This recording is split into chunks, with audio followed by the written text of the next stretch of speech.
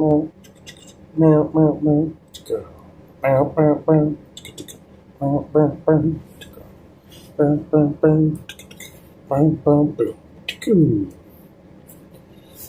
think the alternate working title for this stream is like the most important conversation you'll never have, or something like that. But anyway, that it was a truck, not you, obviously. But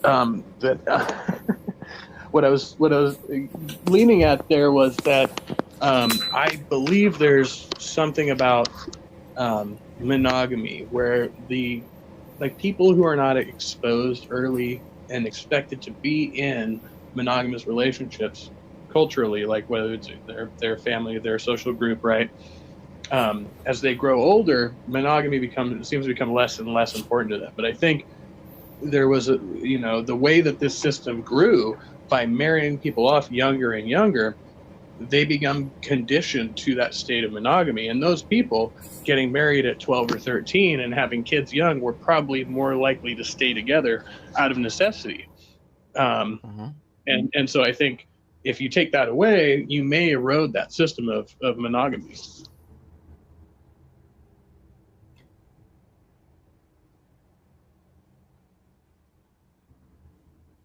Which I don't necessarily think would be a bad thing, but I think a lot of people would object to it. Ad populum fallacy? I don't know. If we get to the practicality of the system, I guess it always comes down to... because we covered a lot of topics prior to this, and about an hour into the video titled Stay the Course. Here I'm talking to Hillary's emails, and so we're talking about how, basically the two-party system in the U.S. pigeonholes voters into voting against their own interest, and then somehow I brought up the issue of basically systemic monogamy. It's presented to the public and how many people you can get to agree to the system.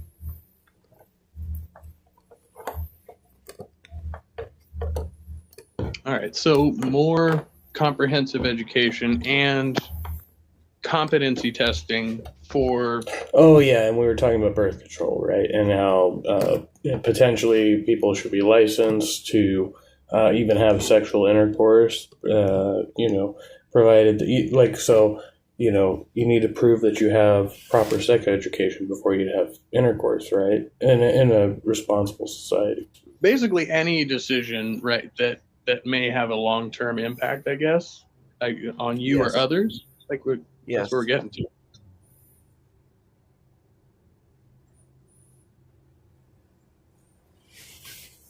I mean, I tend to agree in the case of driving, and I think even I'm kind of a hardliner when it comes to motor vehicles, especially because it is such a heated debate. Like, should we keep them? Should we not? Should we go green? How does this all work? And when I'm out there, I just think most drivers are distracted and incompetent, and the fact that they don't have a self-driving vehicle makes them a danger to me and other people who are more efficient and just have better skill sets, right? These people... Update as a person who has now driven with more people as a passenger in self-driving vehicles, not that significant of an improvement. I mean, it's just not that good. Should not be on the road, right? But then I'm trying to prohibit other people's activities because I think they're incompetent. Just put them on the bus. Put them on the train. Fucking get them off the road, man. Who is arbitrating the standard?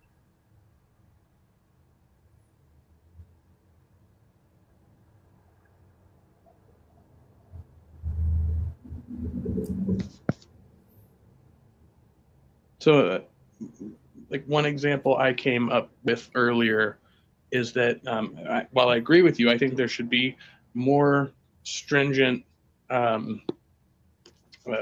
requirements to have a license and to operate a vehicle.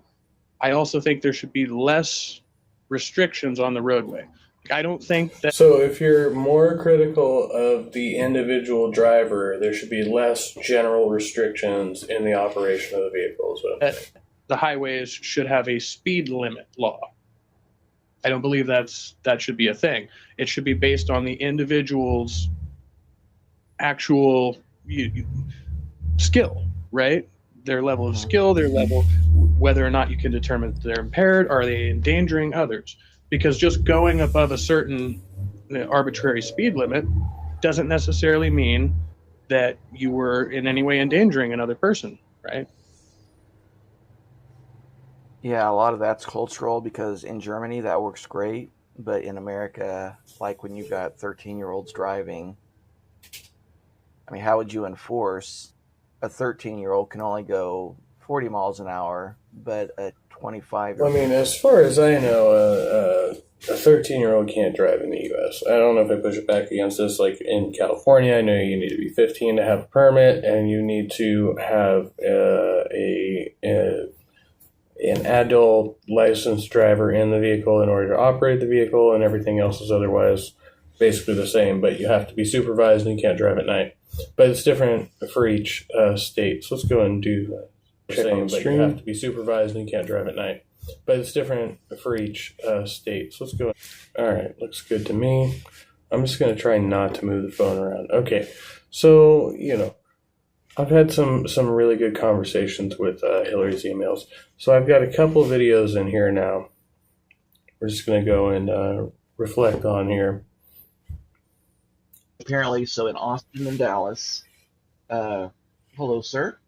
And these are from Hillary's channel. I think I come in at the end of this room, or later on in this room. I was not able to come into the one earlier today, but we're going to just go ahead and take a quick peek, because I have been listening. And I did mention some of these discrepancies amongst us here recently. So anyway, yeah.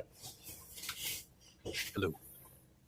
Apparently in Austin and Dallas, they started the riots, and the police are already taking care of them because I don't know exactly what the California laws are. Apparently someone posted in that stream that there's a SB something or other, California Values Act, that says the police are prohibited by state law from assisting federal agents in the performance of their duty.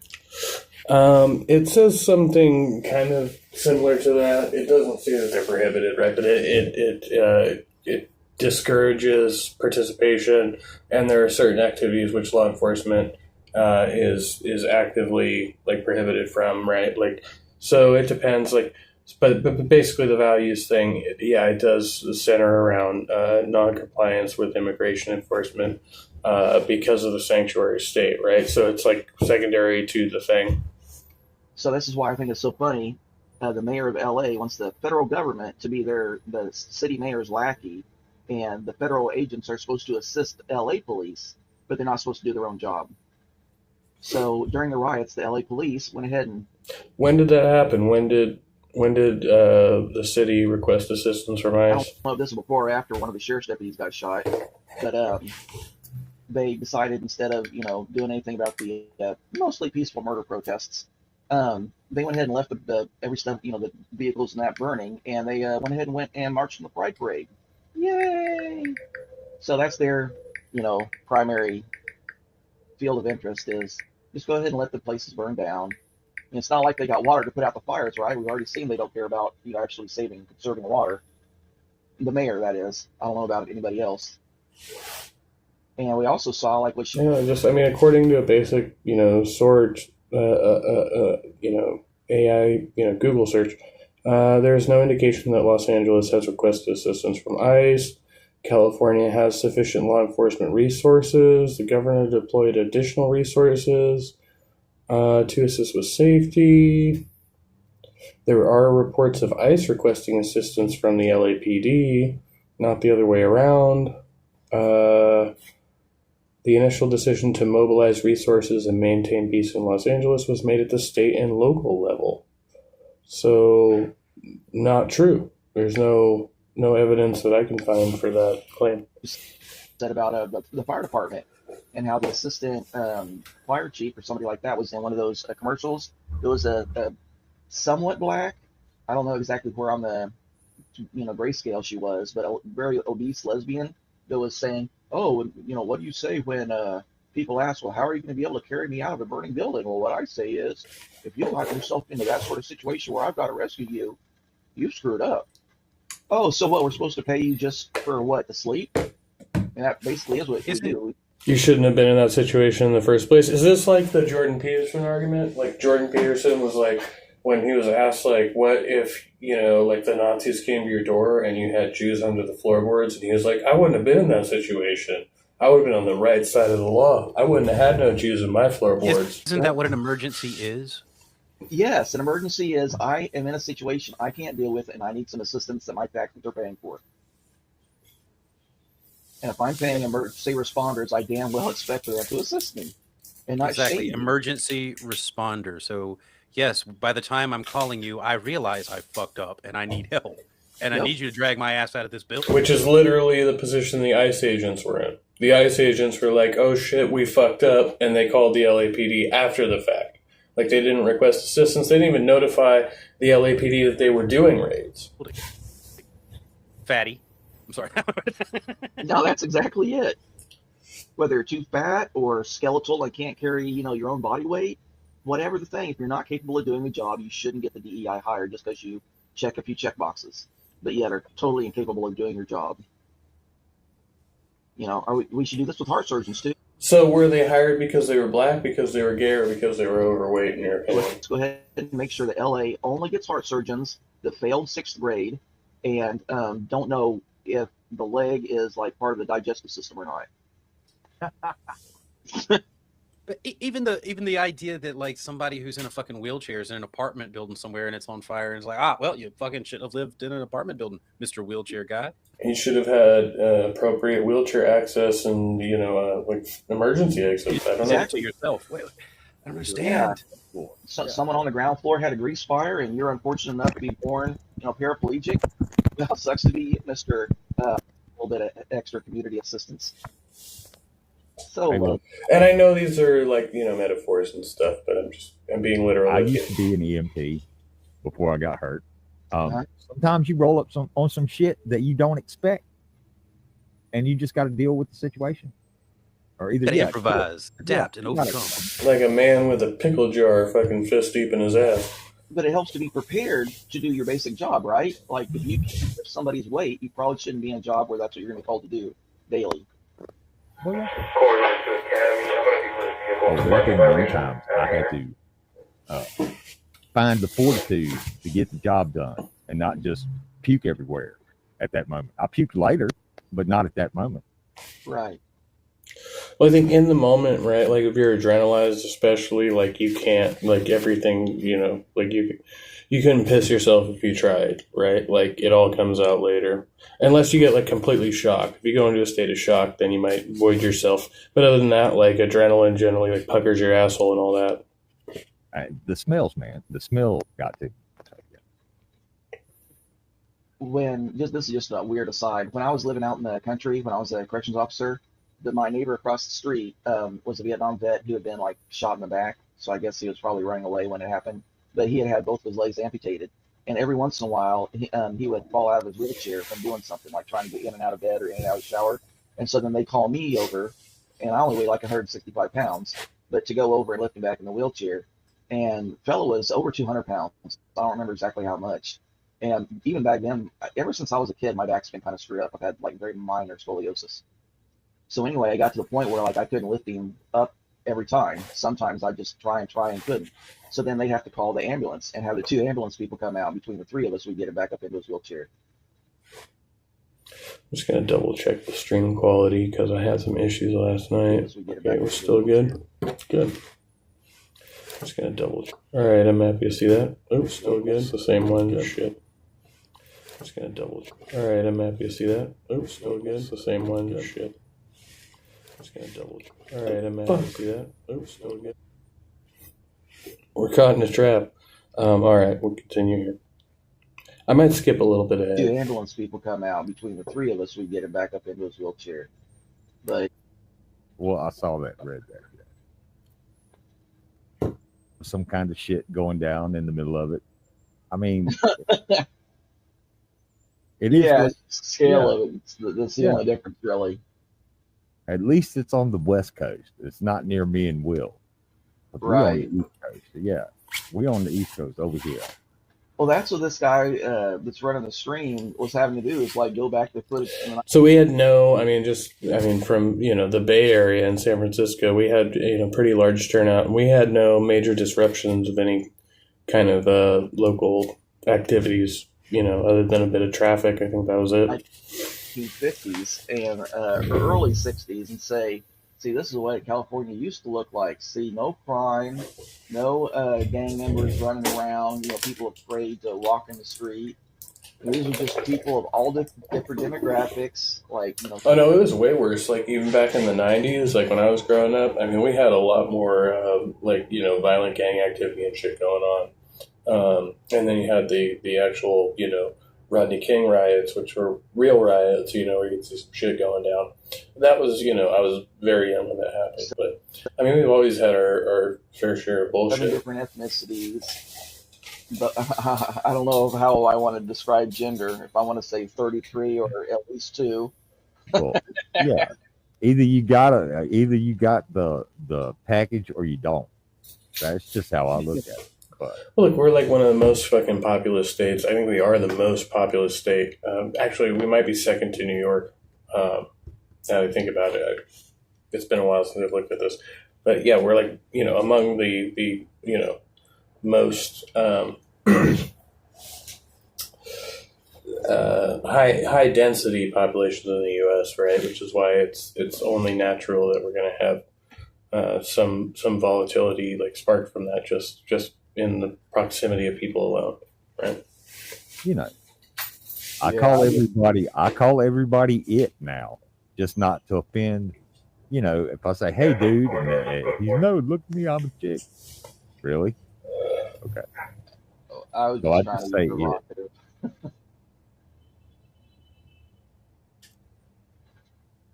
Oh, Housey, it was great.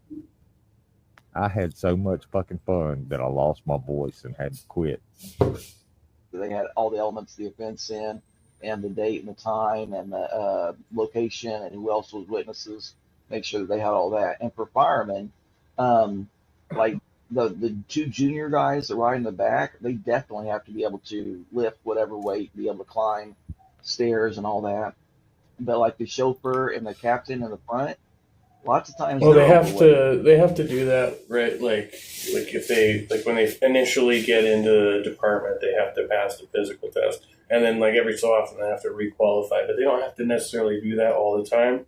And so, I'm just saying that I could see how one could get, like, I wouldn't be running, like the obstacle course say that I did for the Department of Corrections. I would be running that every day. Right, I could, right, but I wouldn't necessarily be doing that. You should be able to do that, but like typically, like you're not going to be performing at peak like most of the time, right? That's why it's a peak performance, because it's like, so you have to have so much conditioning in order to achieve that performance, and so you can only really like be at maybe 75 or 80%, most of the time, if you think about it, if you're not like conditioned and then you're trying to achieve. So you're not like consciously going into it thinking, oh, I'm going to have to achieve peak performance today. You just either are there or you're not there. Right. But I get it. Like there's fat cops out there and shit, and they just kind of squeeze by. And I would say for them, they need to be able to carry their own gear. I don't know if they are still required to be able to carry like 180-pound person or what. Drop and give me a cop or a soldier? Or are we talking about firefighters? Infinity. Yeah, firefighter. I think they have to be able to carry the equivalent of like their team member or something like that. So it could be up to 200 pounds. Yes. But I'm guesstimating there. I've looked at this before. Yeah, you got to be so strong and have so much weight to hold a fire hose. If not, you're just like a piñata. You're just flying around. The shit comes out of there pretty hard. Yeah. So to speak. Yeah,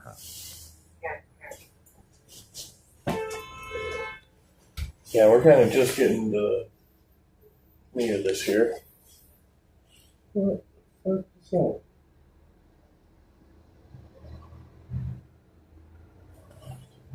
Be right back. I must admit, I don't know a whole lot about. I've been working a lot and really don't know a whole lot about these riots. What all was going on? Well, I mean, Apparently, like it comes down to sanctuary issue. Like Sandy was saying earlier, once the raids start happening in the red states, it's going to be all different. And I said, no, they've been happening here from the beginning. mm-hmm. They start happening in this area, like We're cooperative. yeah, and that's just it. The Hispanic community is very happy with Trump here. They're like, yeah, get rid of the MS-13 members and get rid of the people that are, pimping out 11 and 12-year-old girls and even younger boys, because their parents haven't been able to pay enough to get them out of the smuggling house, like coyotes to smuggle them across. So yeah, they're actually very thankful that this is getting, rooted out. Something had to be done. Yeah. It couldn't keep going the way it was going. It just couldn't. Yeah, and California's got these actual state laws preventing, the federal government from being able to effectively do their job. One of the points that somebody made on one of these streams was, you guys are the ones that made the laws saying that we couldn't go into the jails and get the illegals there. We had to wait until they were back on the street, possibly armed, possibly with human shield hostages. And you're saying that we're the ones causing the problem? No. And they're saying, yeah. And they're getting on there with the crocodile tears saying, they're raiding elementary schools. And then it turned out, no, they weren't raiding the elementary school. What happened was when it was time for the school to let out, they went over and were checking license tags. And then if there were people with active warrants, then they would ask them their immigration status. And if they were like flagged that they already had a final deportation order or had missed a hearing or something, then they would use that as a time to go ask him. Everybody else, it was knock and talk. Are you willing to talk with us? If yes, thank you. If not, move on to the next car. So no, they weren't raiding elementary schools. They were out in the parking lot. And then they were saying, we got 5, 6, 7-year-old kids that don't know if their parents are going to be alive, when they get out of school. What a load of crap. To my knowledge, there hadn't been any of the people, killed while being arrested because they did something horrible. And you know what? Who's really responsible for that kid not having a parent in the home when they get home? You think maybe it's the criminal who chose to, do that, who kidnapped their own kid. And I'm calling it kidnapping. I don't know if it's actually meets the definition for California. But like here, if you unlawfully bring your child across the border into our state and put them at risk, that is still called parental kidnapping. So I imagine California would have a similar law. Is that Matt Morse over there at the top? Yeah, it is. Yes. Matt Morse. Yeah. Yep. So he's not. I thought he was AI all this time. No. Yeah, His speech pattern is so weird. It is. He's got a definite distinctive style. But no, he's been doing these lives the past few days, and I was shocked the first day because usually he just posts them, really well edited. But now he's responding and getting lots of super chats. And he's pretty hardcore. Like he's even further, more militant than I am about rounding people up and get out the water cannons. He wants to see the fire trucks, street sweeping people away with, so they can't be a threat to the police and that, and to other people. Because, they're throwing Molotov cocktails, they're breaking up cinder blocks, throwing pieces of those, they're throwing other projectile weapons, or they're calling them projectile weapons. I don't think they're actually projectiles, because they're not projecting from any. Like, a bullet is a projectile because it's going out of a tube. Well, okay, to put it in like D&D terms, it's a ranged weapon. Yeah. Yeah, it's not really a projectile, but it's a ranged weapon. Right. Sorry, I nerded out there for a second. And I don't remember how long ago it was, but like Adam Schiff's office, I think it was there in California, but I'm not sure. Like I. All right, sorry, I had to walk out for a few. I saw a comment from You Can Approve over here. Let's go check on the live stream. I don't want to miss anything. Something happened last week. Something happened last week. Something happened last week. Did you delete it? Must have.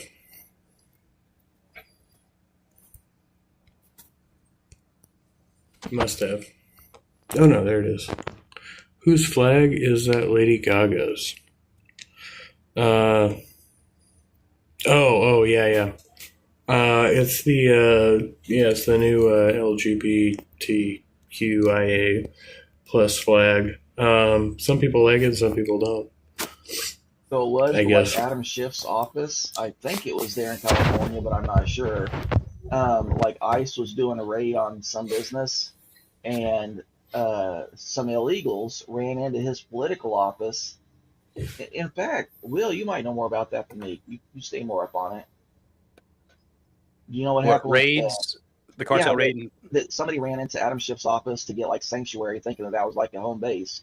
And then Adam Schiff's office people actually assaulted the ICE agents and tried to bar them from entering the office. And then they said, no, we've got warrants we need in there. We're going in. They ended up handcuffing and detaining the person, but then releasing them without arresting them, the office worker. And then Adam Schiff said out a statement. Right? Well, it was, preventing them. Obstructing the warrant. Yeah. Plus, they were in hot pursuit. And they were following the person, like, into the building, up into that office. I guess they visually saw them go into the office. But there was a warrant, though. There was an administrative warrant, but it wasn't signed by a judge in federal. So I'm looking this up now, and I don't see anything about that. Let's see. I mean, there's statements.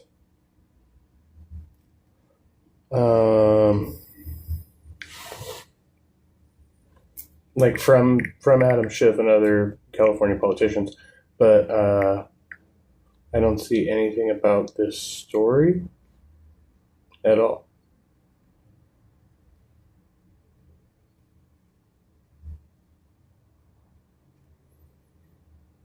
We've got a union leader.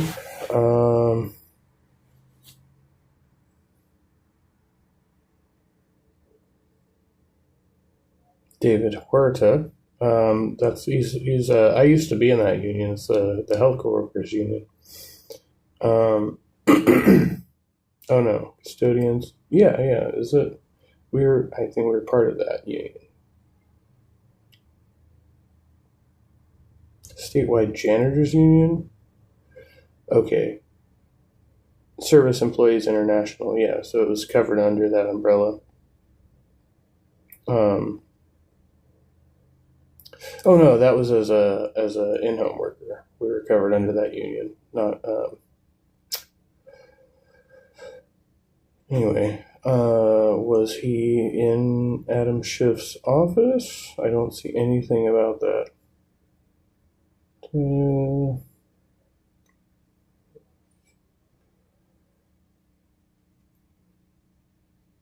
a federal agent.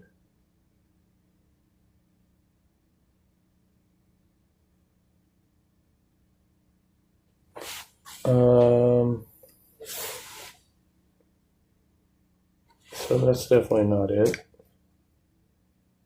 And he was arrested, but nothing about Schiff's office. I can't find anything about this story.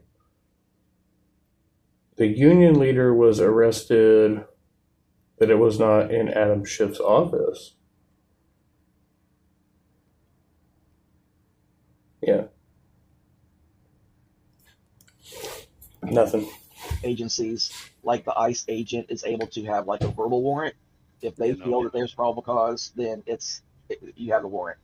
It's just a matter of paper. It's color of law. It's not a if it's not actually signed by the judge with Right. describing the, all this stuff. So Right. I understand for expedience, but I mean, we just need to be careful, like how far this shit goes. I'm being honest, because this could get out of hand, and it's the slippery slope fallacy. But there's a reason that that's mentioned, Right. And, Yeah, and it's not helping. The more resistance that this is getting from the left, the more it will amp up the right, and that's the dangerous part of this.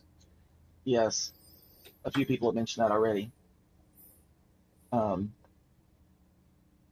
But I agree. I don't really like administrative warrants because they're not a judge. There isn't any review. It's just, I feel there's enough evidence, therefore I'm going to do it.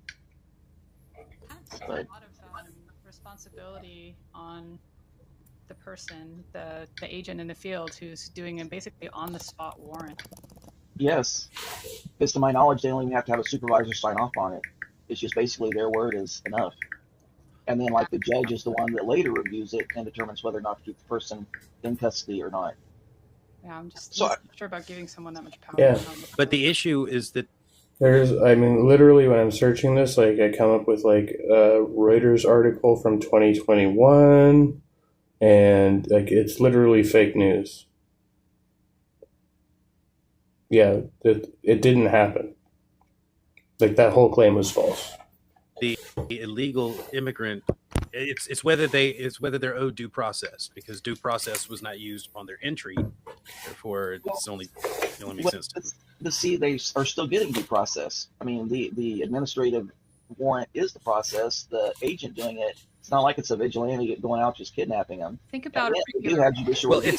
it's due process, but they're not going to have time to appeal that shit the way that No. we would if it was a bullshit warrant, and it is a bullshit warrant.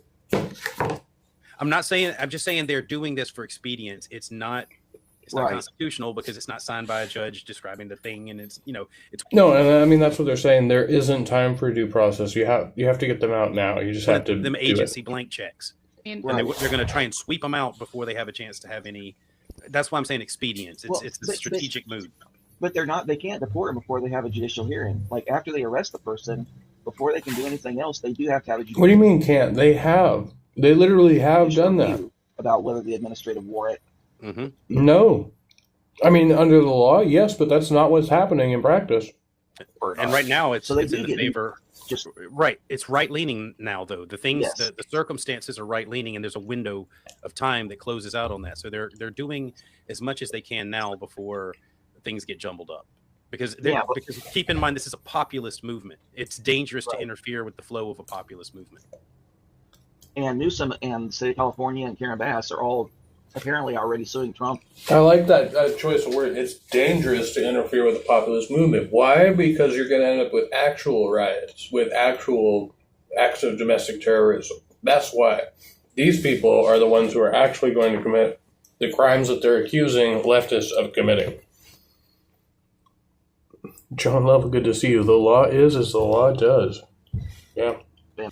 ICE saying that they don't have any standing to enforce federal law in the state of California, which I think is hilarious.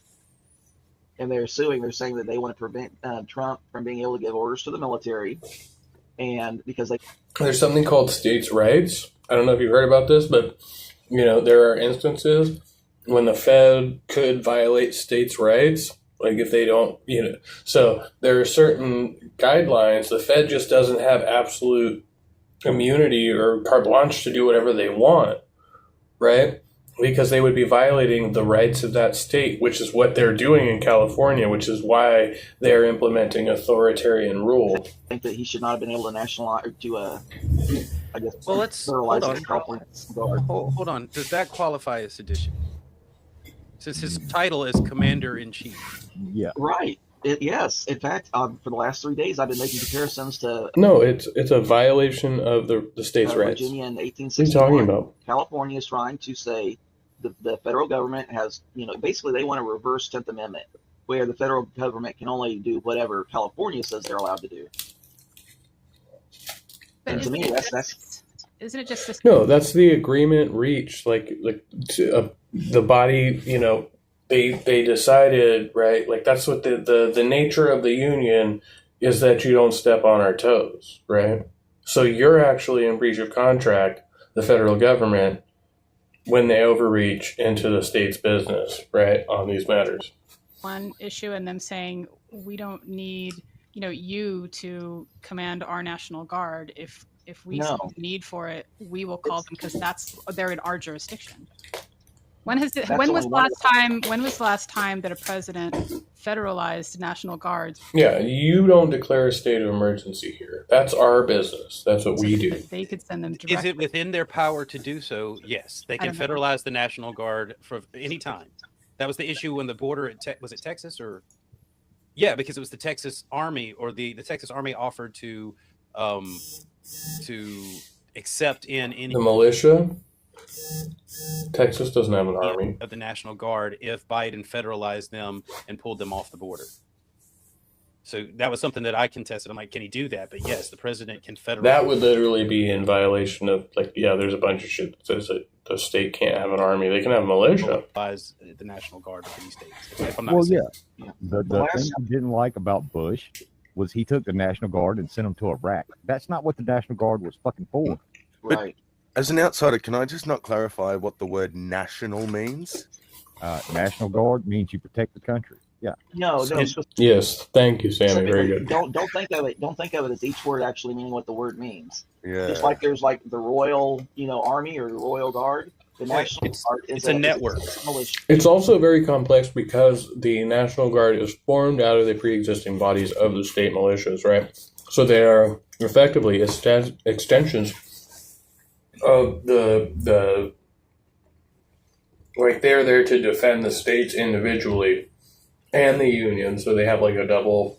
But like the militias, at a certain point in history, might be fighting against each other, like now, right? So I mean, effectively, in theory, not saying it should be, but California's National Guard might fight against say Nevada's National Guard or something like that if there was some kind of dispute between those two states. Each state's own military force. Right, it's a network, and they're all joined. National is I get it. It's nationwide, but it's because not we're united. Militia. Yeah, it's our one state's National Guard can go into another state and assist if they've got clearance to do so in time of emergency. I mean, or they can assist the other. Yeah. But I mean, like break it down to it's defense for that state and as well as the whole hurricanes or earthquakes or I can just. There is no federal agency like that. Maybe the Department of what? I'll shut up. Not exactly the same. The Department of Homeland Security? No, not state. The Department of Defense. The thing is, the National Guard of each state can be federalized to become like the Army, and they can be deployed as the in the Army, but they can also do jobs the Army can't do, like policing our own people on the U.S. territory. That's not true. They're not allowed to perform police functions. They're not allowed to arrest citizens. They're not. Posse comitatus. Yeah, the U.S. Army cannot send like the 81st Airborne. It's like martial law, basically, which is not what they've. So Trump talked about invoking the Insurrection Act. He didn't actually do it.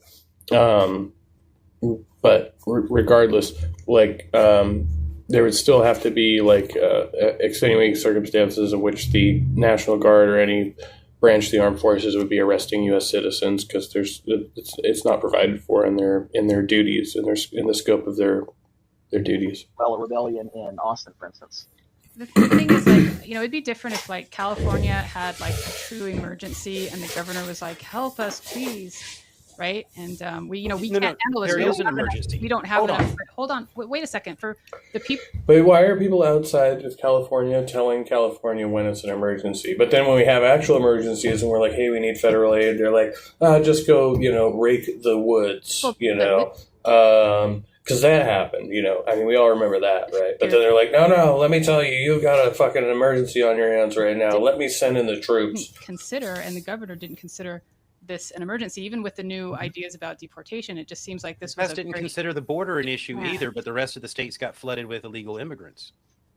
Yeah, false. In 1861, Alabama didn't really want the Union Army to come down and invade them and burn them out of their houses and their farms either. But the Northern troops decided that the South shouldn't be allowed to be. So now we're comparing right? Liberal Californians to the slaveholders in the South before the Civil War. Rebellion. And Trump has done the same thing. Trump has a duty to the citizens of California, regardless of if their governor and mayor are turning against the citizens. Or all of the citizens speaking out. That's not true, and there's no evidence for that. Like the governor and mayor, the people you're talking about, they're standing, like they are upholding the actual positions of their constituents by and large. Well, I mean, the most simplest example I can give is when was it Arkansas? They voted to desegregate the schools, and the National Guard had to go. Yeah, had to go guard the fucking schools to defend people of color against racists. Right? That's what you're not getting. They were defending. Oh my gosh. Little black kids to get in the school. Yeah, I was going to say those last two I remember when the president nationalized was, I think it was JFK in Mississippi. He nationalized the Mississippi National Guard to integrate the schools because Governor Connolly was refusing. And then the other one was the Ohio State University riots. Oh, yeah, I remember those. Yeah. Wasn't that also like a national tragedy? Yeah, I mean, no, I'm thinking of Kent State. Okay, here's another example that's pretty easy to comprehend. The state of Virginia made it legal to buy, sell, and possess marijuana. Hey, I don't see the feds coming in here raiding all the pot shops just because it's still federally illegal. They're using because all their people are fucking wrapped up doing fucking immigration shit. Discretionary, because and that actually started out in California too. California had some law legalizing marijuana, and so then the feds said as long as it's 99 plants or less, then we're not going to consider a federal crime. But you still can't do. Well, Trump said he was going to decriminalize marijuana. That just went on the back burner, but that was one of his campaign promises. Both times, I believe. Like you can't have a bank account. Like if you got a marijuana company, you can't do credit card processing. You can't accept debit cards. It's got to be cash only. Yep, because it's FCID insured. The bank federally. Well, there's some other law saying like you can't put your criminal proceeds in the bank, and that's why. Well, yeah, they would consider. I think that's a RICO thing. He's talking about RICO. Money laundering. Yeah. Yes. Yeah. But all it does is just make people use cash, which is untrackable, which just Oh yeah. You're right. Cash and carry. Yep. Although I do use my credit card sometimes. So I have a question. You remember when FEMA was being accused of skipping over houses that had Trump flags and stuff? When the officials admitted that, and then it was it came down to two people that were texting each other. Oh really? Yeah, two people. Hey, my neighbor still flies the Trump flag. But there was two people in the Okay, what was your point? How do you feel about the denial of now emergency services to? There's North Carolina. There's a few other ones that have been since completely denied services 100%. Because they're basically just getting rid of FEMA, so it doesn't matter if the state has paid into them for it. Yeah, they just blanket got rid of FEMA, so they're just telling the states go fuck yourselves, right? But they could probably roll out those exclusions preferentially. Like they'd be like, okay, we'll still give it to these states if they voted for me for a period of time or whatever, because the money's still there, right? Like it doesn't just disappear. And then I think this is also interesting because Halsey sent me this article last night about how now the VA is discriminating against gay and transgender people and Democrats. It's in the language. They're like, oh, we can just deny you coverage if you're a registered Democrat, which is crazy, absolutely insane. And none of this surprises me. The deeper it gets, the more I'm just like, okay, yeah, this is definitely what I thought was going to happen. And it's not good. It's it's not good at all. They're not going to get their. Do you know the way that taxes work? No, but before this, when states requested help, they typically got it, right? Yeah, but that wasn't because they were paying into a private insurance fund. You pay taxes, and then the government decides whatever in the ruling administration's political best interests to do. And typically, they've done FEMA and stuff like that. And I don't know the situation now if FEMA's being defunded or. The ruling administration's best interest. No, it's what's in the country's best interest. The citizens' best interest. No, ethically, what you're saying is the way it should be. Mm-hmm. But legally, it is very unethical, and it's the other way around. So even right now it's that way? Even right now it's unethical with the current administration? I don't know the specifics of the case. my understanding from Sandy. So there's various complexities in the system, right? Like, so each state pays a certain percentage, and Newsom has talked about this, quite a bit, and I've known about this for a while, which is why I have been for sedition. Like, so, each state puts in a certain percentage towards, healthcare, towards infrastructure, towards this, that, the other thing, right? Like, so a percentage of the gross income of that state is being put towards the like the general fund, like for everybody. Hold on, I gotta do something. 1 second. She has been given some money from FEMA. Is it enough? No, I don't think it was enough. Did they get a good, square deal? No, I think they got screwed. No, it's not just North Carolina. It was like a couple of other, major disasters that would normally get some help if they requested it, and they did request it, and they got. You're talking about Hurricane Helene that tore the fuck. So, like, we each pay into this, so that we get, something back, and some states pay more than others. It like depends on it. It is actually like a socialist system, right? Like each according to their need, based on what they can do or whatever, some shit like that, right? It's like Marxism, right? They don't act like it is, but it actually, in fact, is, right? Because states like California and New York prop up all those southern states who have, nothing, no, they're poor. I mean, let's just say it. They're poor, right? And, we, wealthier areas of the country, we sustain them, by inputting more money into the system, right? And then they're just like, well, fuck those guys. We don't like their politics, when in actuality, they could not do without our input into the economy, right? It would significantly damage them. Yeah. Tore the fuck out of the Appalachians. The FEMA got here like 2 weeks later. So, yeah. 2 weeks. Right, but I guess Yeah, more money has been. That's pretty quick, really. More money was What, requested. for America, is it? Yeah. I guess. I mean, Dismally slow. we sat without power here for 4. So yeah, just like Halsey said, we paid into it. We should expect a return on our investment if we have the need for it, if there's an actual fucking disaster. days. It was, We've had hurricanes where we've gone 3 weeks without any electricity, and well, you're down there in without any water. Okay, are we skipping over the fact that FEMA, they admitted that the reason they didn't have the funds is because they spent. So invest in solar panels, man. Like, maybe your guys didn't think about that. What are alternative sources of energy if you have a fucking grid outage, That's on your state officials, your elected people. On housing and processing illegal immigrants. Illegals. That's where FEMA's money went from Department of Homeland Security, and that's why their responses were slow and lackluster, and that's why Doge has cut them to. FEMA was focused on housing illegal immigrants during a hurricane? Was that what happened? the phone to try and figure out what the fuck is going on. I just want to make sure I got this. Look, again, like nothing so far. When I research any of these talking points, I can't even find the conspiracy theories themselves. So where are they? We've had hurricanes where we've gone 3 weeks without any electricity, and well, you're down there in without any water. Okay, are we skipping over the fact that FEMA, they admitted that the reason they didn't have the funds is because they spent it all on housing and processing illegal immigrants? Illegals. That's where And FEMA's processing money went. illegal immigrants? Okay, so that's two things. False claims circulating online suggest that FEMA is using funds designated for hurricane relief to house undocumented immigrants. This is not true. FEMA's disaster relief fund is specifically designated for disaster relief efforts. So why do you believe that?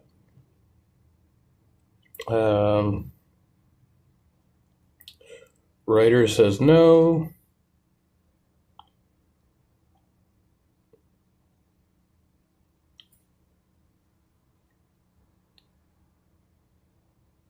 Here's something from the Homeland Security. This is actually a government website from 2024.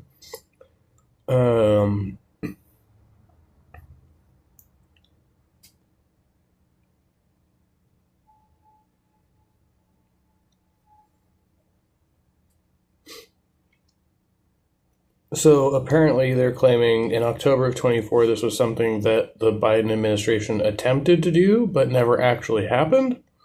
According to one person, and they're citing a Fox News article.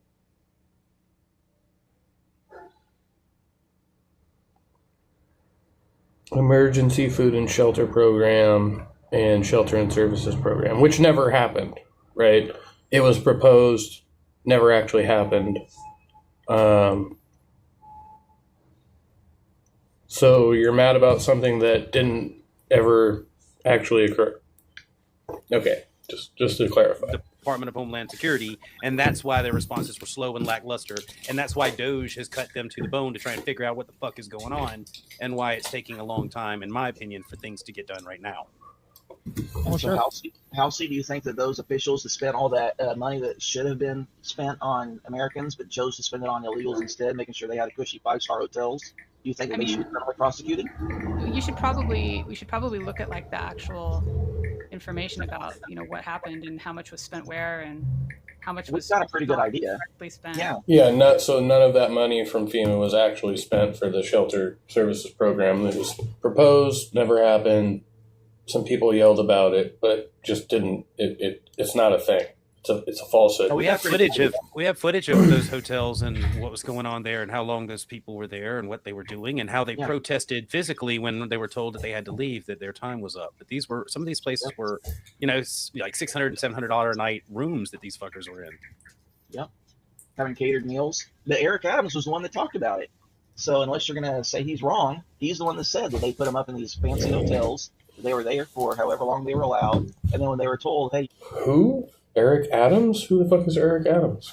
We have footage of those hotels and what was going on there and how long those people were there and what they were doing and how they protested physically when they were told that they had to leave, that their time was up. But some of these places were, like $600 and $700 a night rooms that these. Are you talking about the COVID relief when they put homeless people in the hotels? You don't know how many of those people were illegal. I mean, how many unhomed American people were out there? That was a different thing, like the thing in California. They just put everybody who was out on the streets up in hotels. Right, regardless of any, they didn't ask for any. They just said, "Fucking get them off the street," right? Because they didn't want people out. So, is that what you're talking about? We're in. Yep, having catered meals. But Eric Adams was the one that talked about it. So, unless you're going to say he's wrong, he's the one that said that they put them up in these fancy hotels. They were there for however long they were allowed. And then when they were told, "Hey, you need to leave so that we can clean the rooms," they just refused. They're like, "Nope, we're going to SWAT. You're going to have to force us to." Eric Adams, Oakland, California? Is that the one we're talking about? Because there's several Eric Adams here. Mayor of New York City, Oakland, California, community organizer and advocate, Los Angeles lawyer, winemaker in Napa, another attorney. Who the fuck? There's a bunch of Eric Adams. Freelance broadcaster in Reading? I don't know which one he's talking about. Hotels? Let's put that in there. And you seem to be asking about Eric Adams in California's connection to hotel. Housing policies and use of hotels for homeless individual. Project Home Key.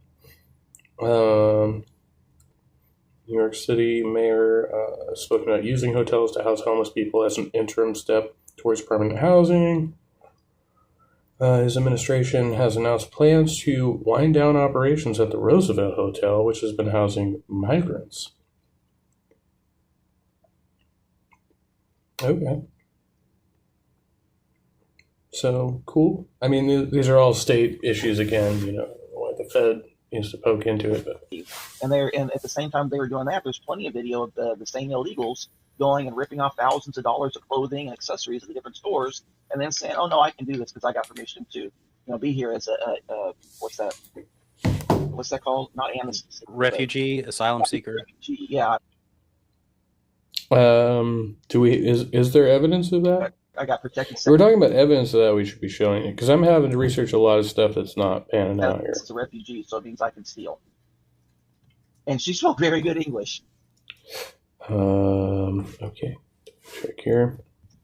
Sorry, it's a fucking weird night, I also saw that the hotels and motels were essentially allowed to set their own pricing. Yeah. Yeah, they had this is the correlation, but they were using emergency funds from FEMA. And this is the same thing they do with like HUD, housing development and stuff.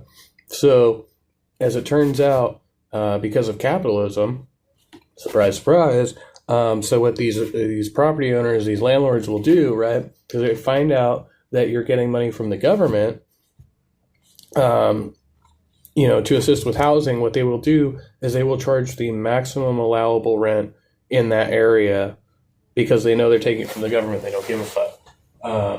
And it doesn't make a difference to you, the renter. So they charge the maximum amount allowable in that area, regardless of the actual value of the property. Doesn't matter. They just go by like what the maximum they could possibly charge is, so the government will pay it, and they don't really do too much research into that or the conditions of the property, because their objective at the end of the day is to get people into housing. So, right. So it's a problem. I'm not saying it's not a problem, but this is a result of capitalism. DHS. Oh, hey, Jill. What does that have to do with capitalism? It has to do with the fact that there's no rent control, right? And there's no oversight into these occurrences. So somebody who's like renting out, say, a property that on average, like in California where I'm at, right? Like an average rental might be like $2,000 a month, but they're charging like $3,500 a month because they know the government's going to pay that, even though the property is not worth $3,500 a month on the market, right? So they're gaming the system that way. To do this, so like they had the taxpayers' pocket wide ass open until they spent down everything they had that was supposed to be meant for actual citizens. All right. I'm seeing like so many different articles from so many places saying that those claims that money was misappropriated or stolen or whatever is false. Okay. Cool. We'll just believe that then. No, I'm just wondering. Well, no. Look at the phrasing. Do we... I can even go with the phrasing, saying it was misappropriated or stolen. I said that. I didn't say that. That's what the headline said. So again, I just researched this, and so what happened was at some point they proposed this, potentially doing this with the FEMA funds, and then they squashed it. So it just never happened. So somebody said something about it, and then people are just acting like it happened when it never did. Yeah. Like this one says, FEMA disaster funds not diverted to migrants by Biden administration. Well, I'd have to look at that, but just on its face, I don't believe it. Well, it wouldn't be the Biden administration directly. I was about to say it exactly. It doesn't have to be Biden just because he's in power. If he's not the one signing the piece of paper, well, then you can say Biden didn't do it. Well, then you it's can say no, I saw that one. Yeah. Well, I mean, even so, like, I don't know if, like, when a president gets like a That's not. I mean, so when I go back and I'm like, okay, FEMA funds for housing and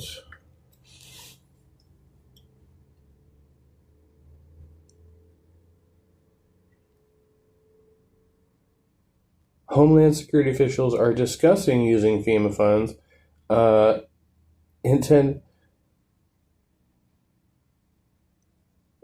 Wait. Okay.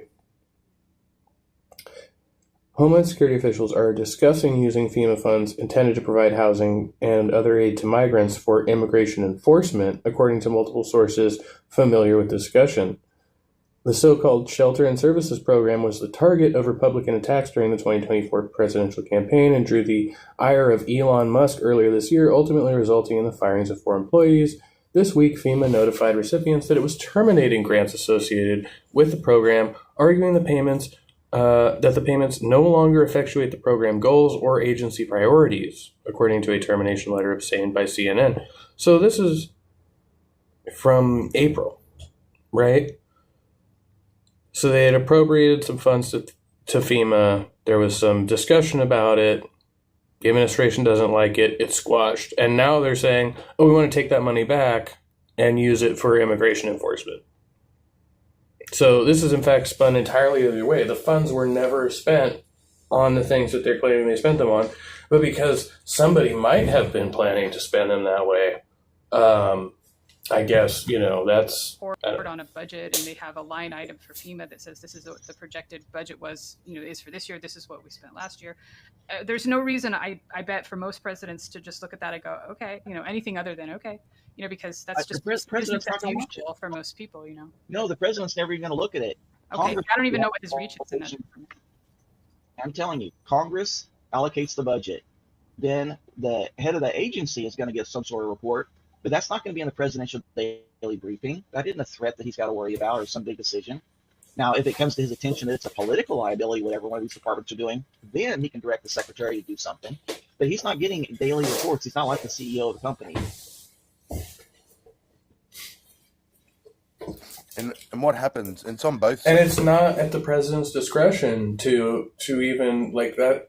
That's why we have other bodies that's why we have the Congress and these departments that decide what's happening, because the president's not supposed to even be involved in that. That's an overreach. It was very public with Trump because they were focusing on it, but they don't read those things. They get handed it, and then they turn to their experts and say, "Tell me what I need to know." Yeah, that's Bush took a lot of flack for that also. That during the presidential daily briefing, he didn't really understand what it meant, so he was depending on the Donald Rumsfeld to know what to do, and he was just sort of a figurehead. Well, we can get into the whole conspiracy. Wait, is he talking about Biden at this point? I think he is. He's not talking about Trump. Haven't happened and knew it was going to happen. Well, no, we're not getting into that. We're just saying what we're talking just about what is in the presidential daily briefing. What is it the president's actually look at and reports? Because even heads of agencies, when they testify in front of Congress, lots of times they A crisis situation with events of the day? What do you mean? What do they see in a daily briefing? It depends on what the fucking priority is on that particular day. Rebuke and Reproof says there are several states with rent control in a capitalist country. The abuse of free markets is not the definition of free markets. No, I agree. But the fact is that the system is rigged in such a way that they can freely abuse it, and there's no government oversight. If if we're really worried about how we're spending that money, right? Look into the housing situation, right? Because in theory, anybody who's low income, there's enough housing out there. We should be able to get low income housing for these people if the funds are there, right? But the people can't get approved, and when they do get approved, the rent is exorbitant in all cases. So, like I said, they're charging the government potentially double what they would a private renter. Then that's coming out of all the surrounding taxpayers, right? So that literally raises everybody's rent. I have to admit, I never saw that report. It didn't get to me. It's got to go through 8 different layers of bureaucracy before I could ever see and that's what the head of the State Department said. He said it's got to go through 8 different layers of people signing off on it before I even get to find out what an ambassador's trying to tell me. If he's requesting assistance because, there's riots in the country or whatever. He says that's the problem. I should be able to talk to them directly. I shouldn't be having to go through 8 layers of deep state. Well, who made it that way? It's happened slowly over time for more than 100 years, and it actually does go back to the 1800s. Yeah. The National Service Something Act. And it might sound like, that's just lax, or there should be processes so the presidents are made aware of all these things, blah, blah, blah. But even just running my little business, tiny little shit-ass business, when I got... This is a common misconception. The president doesn't have to be aware of everything that's going on. It would be impossible, it would be unfathomable to be aware of and actively involved in everything going on in this country. They have to prioritize. Any decent size, I quickly lost track of things that I just had no time to be on top of, and I had to rely on people under me to be on top of it, and that's a tiny little fucking business. Imagine. It says I'm conflating what is called crony capitalism with capitalism or free markets, but the government is run under the crony capitalist system. Though I'm not saying that we don't. The ideal isn't a free market, but I'm saying that the market isn't truly free, and in part it's because of the way that they've structured things, right? When they went to target homelessness, and I agree, this is an improper solution. When they went to target homelessness, what they do? They instituted a government program, right? Rather than looking at what in the pre-existing infrastructure, why all these homes are available, but people can't afford to rent them, right? That's the actual problem. So now looking at what is the issue with the infrastructure that makes it so that people can't afford to rent or own a home where they work, right?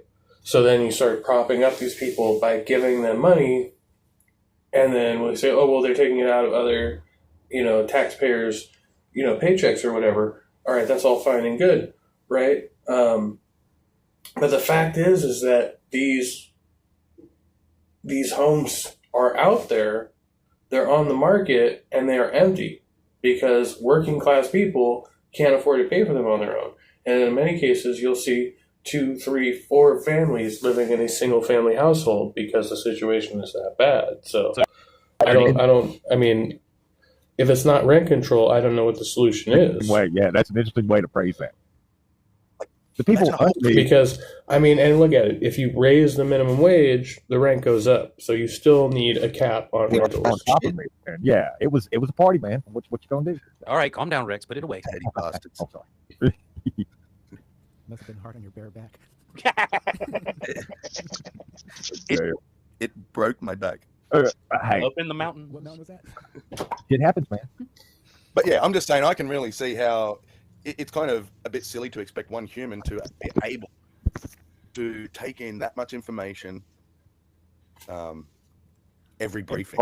Yeah, which is exactly my point. Okay. Yeah, So Sammy's coming around to it. realize what the fuck's going on. But it's made to be that way. They have structured the system of government in America to obscure everything. Yeah, it came from at once it was called the spoils system, where every time there was a new administration, they fired all the old federal workers and hired their cronies, and then they put into something called like the National Service Workers Reform Act or something, and then that's when they started out with the deep state, where it became impossible to fire somebody, even if they commit a crime a lot of the time. Like you have to buy them out. Yeah. It's fucking weird in the face. That's all I'm saying. It's all making sense, isn't it? Yeah, That's how they get embedded. Like, There's the last piece of the puzzle. Is it your Congress or your Senate where Most of them. It's all of them. They're all crooked as fuck. No. That you can basically stay for life if you. Yeah. Oh, Senate, definitely. The Senate. Oh, yeah. That's why we got. That's any federal employee. Like, it's very, very difficult to get fired from any government job. It doesn't matter what it is. Like they've made it that way across the board, which has its benefits and its drawbacks. So Your mummies running around in the Senate because they stay there forever and ever and ever until they fall over dead. Kind of like the Supreme Court justices do. Yeah. So I have a question. It sounds like the thing you're describing with FEMA is if someone drained the bank account and there simply isn't anything in there. No, they could always print more money. The thing is, Hold on, though. When does the budget get refreshed for these things? Because they can always print more money. No, we're not working with that.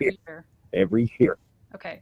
Actually, Because the argument is it comes out of your and my paycheck in the form of taxes. So you can't say, oh, they can just always print more money if you're complaining about what the American citizens are putting into the fund. It can't be both. It depends. Lots of times they're called continuing resolutions, and it might be for a few months. But the official federal fiscal year begins in September. So September is when the budget is supposed to be passed. But I think it's been like over a decade since we've actually passed a budget. It's always continual resolution. Oh, yeah. It's always a continuing resolution to fund it for like another, 3 months? Yeah. Yeah. Yep. There's never been an official budget passed. And like Hillary said, 10, 15 years, probably longer than that. Right, but monies are allocated to programs, including FEMA. And unless they said, okay, we're not going to put any more money into FEMA, and so now there's not going to be any left.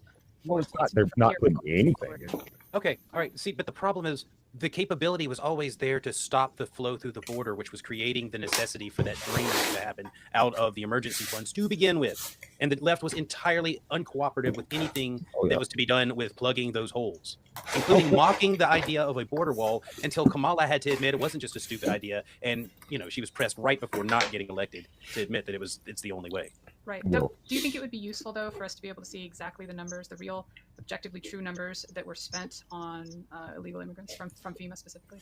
Because we don't spend over 100 days trying to do that, and we'll still have difficulty because so much of the money just gets sent out, and they don't even say what it's for. It's just checks going to different groups. So then you got to have a forensic accountants come in and say, okay, well, I haven't seen any evidence for that. It's likely that this money was going for. None's Why would they give represented. money to this, group whose sole function is to? Now, when I search it, like everything I search verifies as not true. Help illegals get into and stay in our country.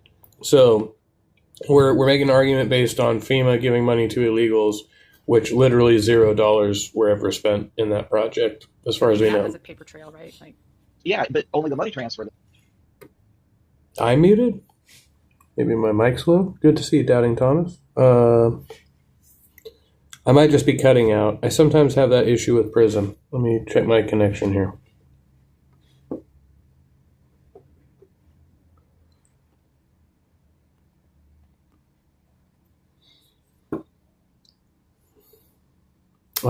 Okay, we're just going to hope for the best and prepare for the worst. I guess my commentary doesn't really matter that much at this point, but good to see everyone nonetheless. Into an account, and that account was associated with this group.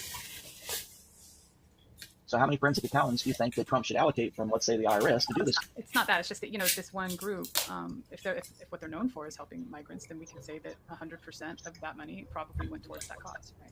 Well, I mean, the problem to me is that, like Doge, Musk claims that the organization is corrupt. It has no evidence of the corruption. They have control of the files, and they don't give any of them to us because they could literally just prevent the American people with evidence that the corruption had taken place, but they didn't do that. They just said, we're just going to shut this department down. Trust me, it was corrupt, and provide no evidence. Fair enough. The thing I agree with Trump on is cutting the IRS bloat and the Postal Service bloat, because there's a lot of people in there that don't know what the fuck they're doing. And to get rid of if he's getting rid of the people that don't know what the hell's going on, fair enough. And keeping the good people, okay, I'm all behind that. But if you're just going in there down the list, your last name starts with a B, you're fired. Your last name starts with an F, you're fired. I look at it like he's running the country. Well, I mean, what we know now, and I mean, as of 8 days ago, we knew this, right? And a lot of people speculated and were correct on the fact that Musk, specifically Doge, was targeting apparatus of government that might have been critical of his business ventures, right?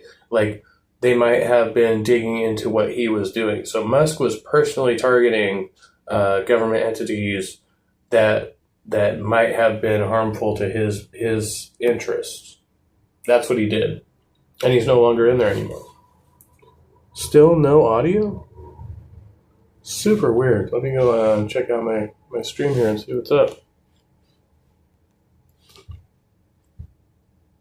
Weird. Let me go check out my stream here and see what's up. I'm hearing it. Might have been critical of his business ventures, right? Like they might have been. I'm hearing it, man. Is there no audio on the video? I guess I'll have to go back and check that. Is there no audio on the video? Pocket wide ass open until they spit down. Yeah, I mean, it looks like it's all good there. Maybe check on your end. Because for right now, we're pretty solid from what I can tell. I look at it like he's running the country like he ran The Apprentice. You're fired. That's just my personal opinion. But well, I didn't see Trump personally firing a whole lot of people. I think he did do some, but he allowed Musk to do it for him instead or whatever. I could be wrong. Probably, yeah. Okay, so it's a populist movement, which is not. I mean, there's nothing like suggesting that's a good thing. Like he's just arbitrarily firing people he doesn't like. I got there because the will of the people is a very specific thing, and the people that happen to be in this population. Okay, glad to hear it, DT. Thank you. That's in this movement are the most well-armed citizenry on the planet. They don't want to fuck around and let this massive movement down. Okay, so they need to get this shit done. They've got a bunch of armed citizens breathing down their neck, and we want to know. We want them to keep promises. Well, I mean, if you say that's the way I've been. If you say you're going to do something, fucking do it. Yeah. Just don't tell me to tickle my ego and shit. Do it. But, personal opinion. I'll shut up. Somebody else say something.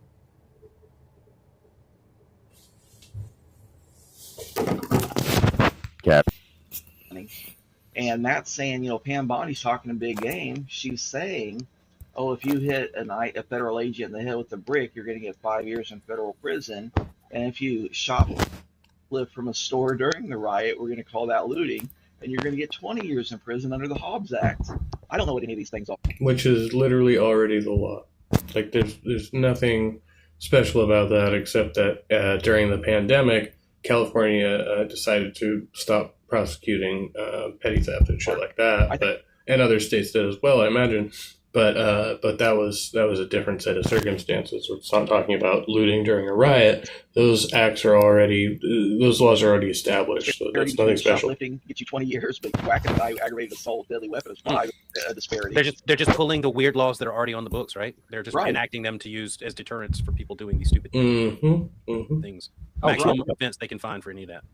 And people are saying, we hope that she's actually going to hold them accountable, and they're hoping they're actually going to charge and prosecute these people. But Pam Bondi could just be talking a big game and having no intention of doing this. Apparently, they got the guy that did the Molotov cocktail, and they put the information, the photo of the guy that hit the federal agent in the head with the brick up on the screen. So we're actively, searching him out now, trying to executing a warrant on his home at this moment. So I don't know if they got him or not. I think it's important to look at the way that it's being painted. It's being painted as this is some sort of like Nazi kind of. Oh, I can't say that, but it's one of those taco situations. Doubting Thomas in the comments there on the original stream. Some sort of cleansing, and it is a cleansing in a way. But the thing that's happening here is, I mean, it's a necessary thing because we've had laws, we've had them on the books, they've been ignored.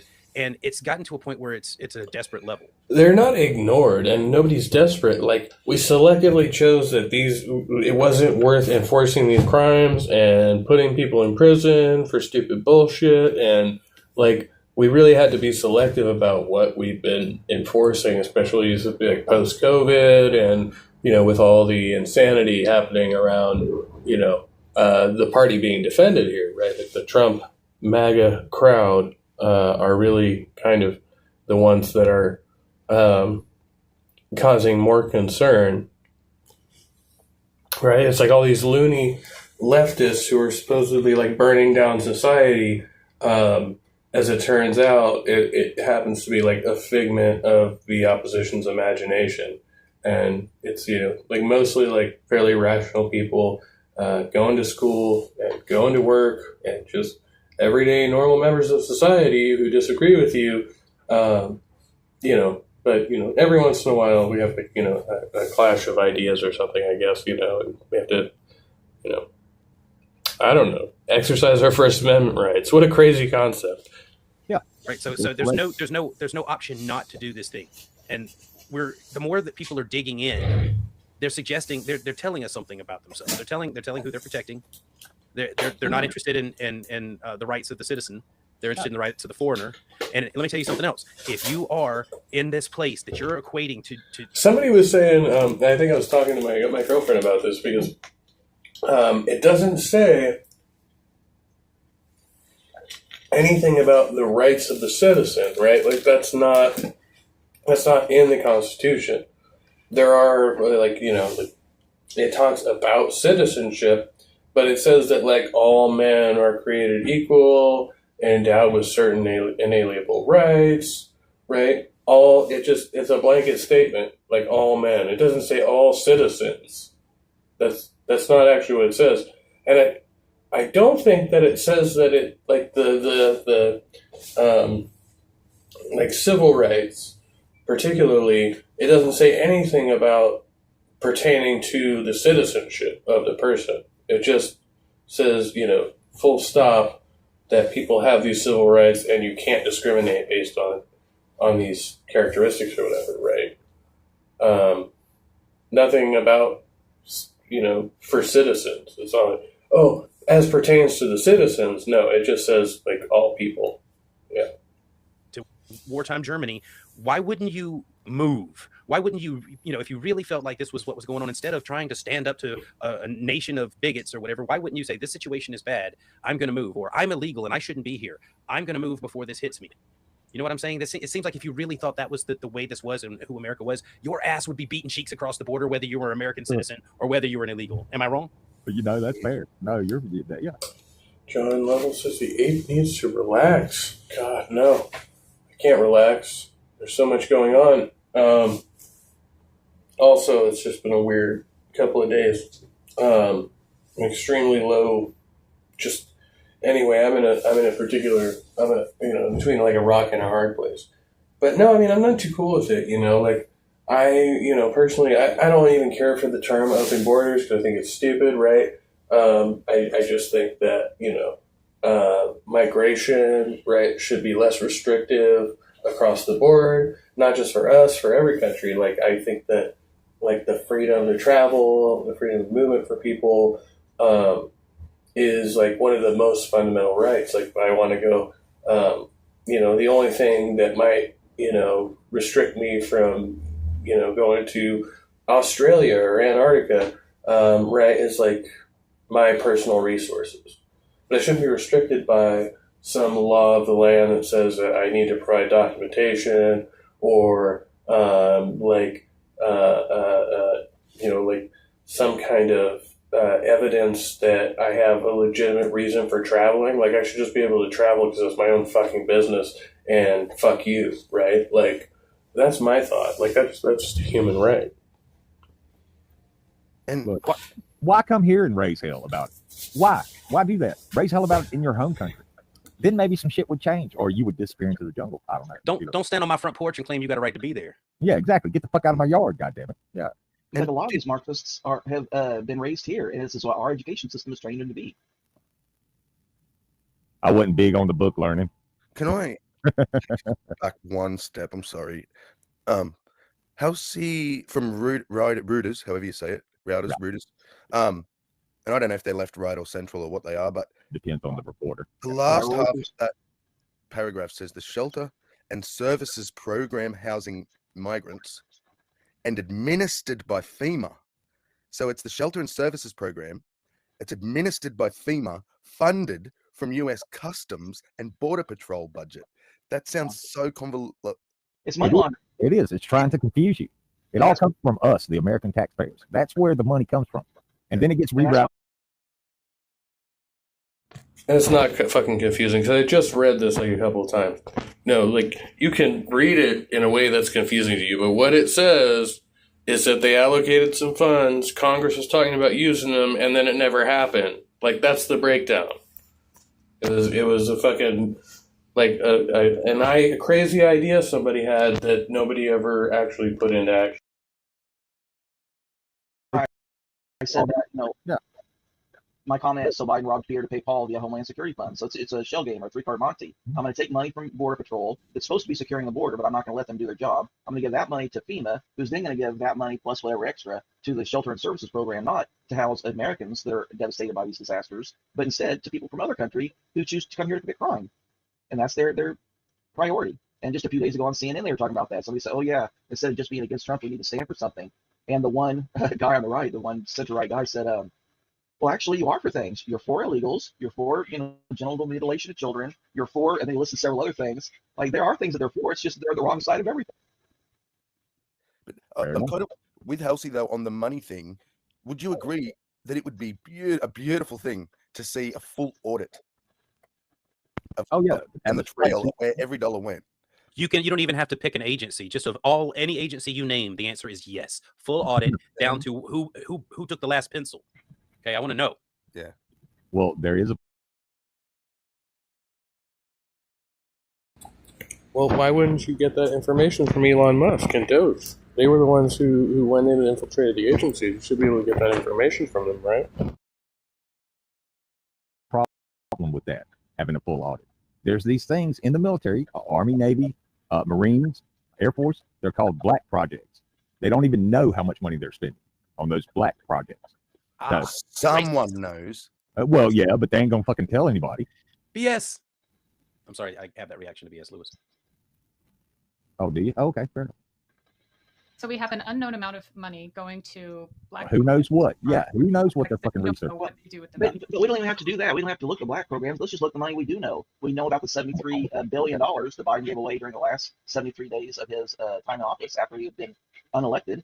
So let's just go after that. Why did you give all these no qualification grants to all these different groups? Well, yeah. $73 million. What's that? I can't hear you. Where's that coming from? That $73 million. What are you talking about? Out of our pocket. Discretionary funds.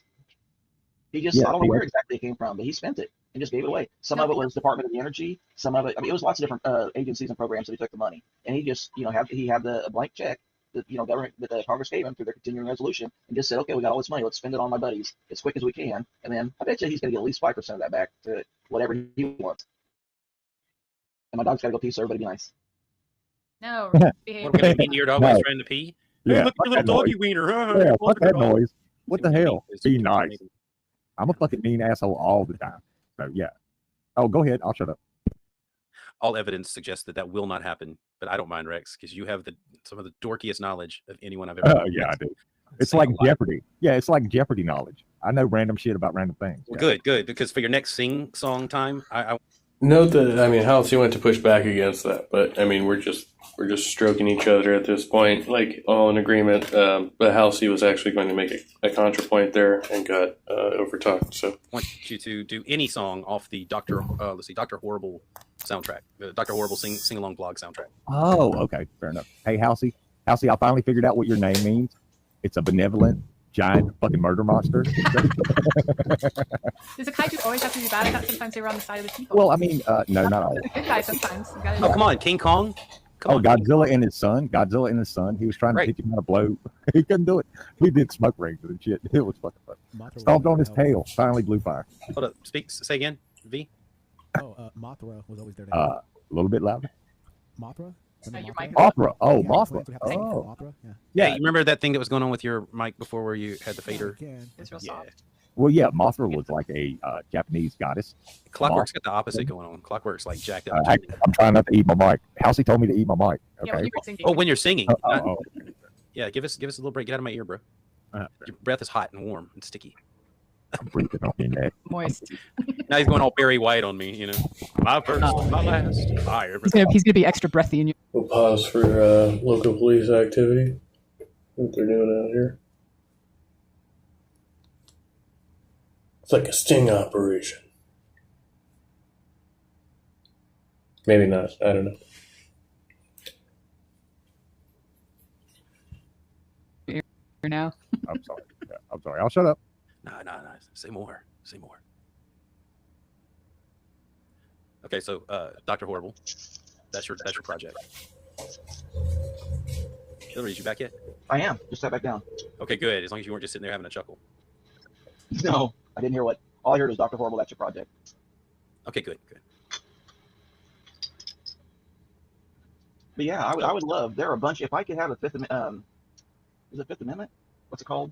Article 5. If I could have an Article 5 convention of the states and pass a whole bunch of new laws, constitutional amendments, I would. I would make it where the president can at least get some form of line item veto. I would make it where signing statements were not nearly as potent as they have become. Because right now, the auto pen. Right. Well, the auto pen for like mass stuff, like No, for anything. Abolish it for anything. Not even a thank you letter. Not just a digital signature. What about like the 100-year-olds that get a letter to say? It's bullshit. It's bullshit. It's bullshit. President Bush gave me an autographed photo of himself when I got married. Yeah, I didn't know you. He never, right. It doesn't. I'm sorry. Wait, he didn't even see it. Yeah, you didn't know? He didn't see that. He didn't look at it once. He never touched it. Oh, You rang. I know. I don't care. I still have it. Hey, look, Dr. Horrible. Okay, Dr. Horrible. Which song? Any song off signature, there's no value in it. It's like if you had like an autograph, baseball from Babe Ruth's friend. He dead, and then there was like a month where people were like, why did he do that? Since he was, The auto pen conspiracy. We do electronic signatures all the time, like over here, like for work related shit. Like I don't see why it's such a big issue. So, just like a couple weeks ago, sent one of these fucking letters, right? Condolence. Well, I thought so. It's one of those things that I think will go understated in history. Let me call the dead person to the stage. Yeah. Yo, this is what I'm going to miss the most about Biden. This craziest, funniest, goofiest shit happened in this stretch of 4 years that hopefully will never ever happen again. But it'll lose relevance. Like my kids are not going to really appreciate this, like how fucking silly all this shit was. But like for a hot second, Karine Jean-Pierre was offering the American population a little bit of a breathing room. And she did it like 100 times in different speeches, just kept promising us a little piece of a room where you breathe. It was fantastic. And no one, it's like no one will tell her that that's not the expression. No one's just it's a little bit of breathing room, not of a breathing Well, hey, room. the priest laid about 40 acres and a mule. Maybe we The could priest get all laid of. about 40 acres and a mule. I think that. Could you imagine a president who, let's say that a certain state had zero tolerance for, several drugs that were fairly popular in that state, and instead of doing the thing where we impose fines, and significant jail time, they also said, well, we're gonna actually start, knocking on people's doors if we get a tip from someone that says you're a drug user or a drug buyer or a drug dealer, and we can come in without a warrant and search your house. Like, would you get pissed if that was something that I would Yeah, want the FBI to go in and raid that police department. So as a U.S. citizen, I would feel like my rights would have been violated. If I was an illegal alien or a fugitive from the law, I would say, I guess I kind of fucking had it coming. See, and so they differentiate that citizens have different rights, claiming that illegal aliens, as it would be, or even refugees or asylum seekers, wouldn't have the same rights as full citizens. But again, I don't know where that idea comes from. It seems to be it's like it's something they've painted in the narrative that isn't actually there.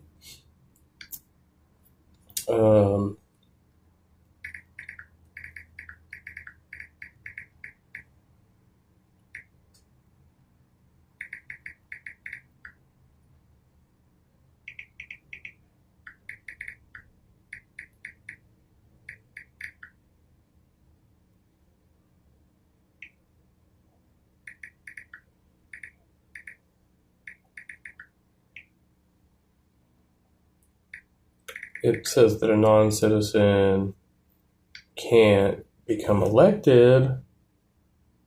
Yeah. The U.S. Constitution, AI overview here, does not state that only citizens have rights. While certain rights, like voting and holding office, are explicitly reserved for citizens, the Constitution generally protects the rights of all persons or the people, which would include both citizens and non-citizens residing in the United States. Exactly. I mean, AI agrees with me. Well, there is You this are thing. fugitive from the law if you're an illegal drug user, right? Well, there is a law. Furthermore, the 14th Amendment extends protections to all persons. Section 1 of the 14th Amendment in particular states that no state shall make or enforce any law which shall abridge the privileges or immunities of citizens of the United States, nor shall any state deprive any person of life, liberty, or property without due process of law, nor deny to any person within its jurisdiction the equal protection of the laws. This clearly indicates that many constitutional rights apply to all persons, including non-citizens within the United States.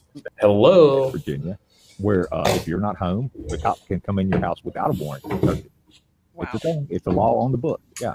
that's not okay. During the Boston Marathon bombing, I was shocked that Massachusetts allowed the police to do their door-to-door searches totally in violation of several of their rights.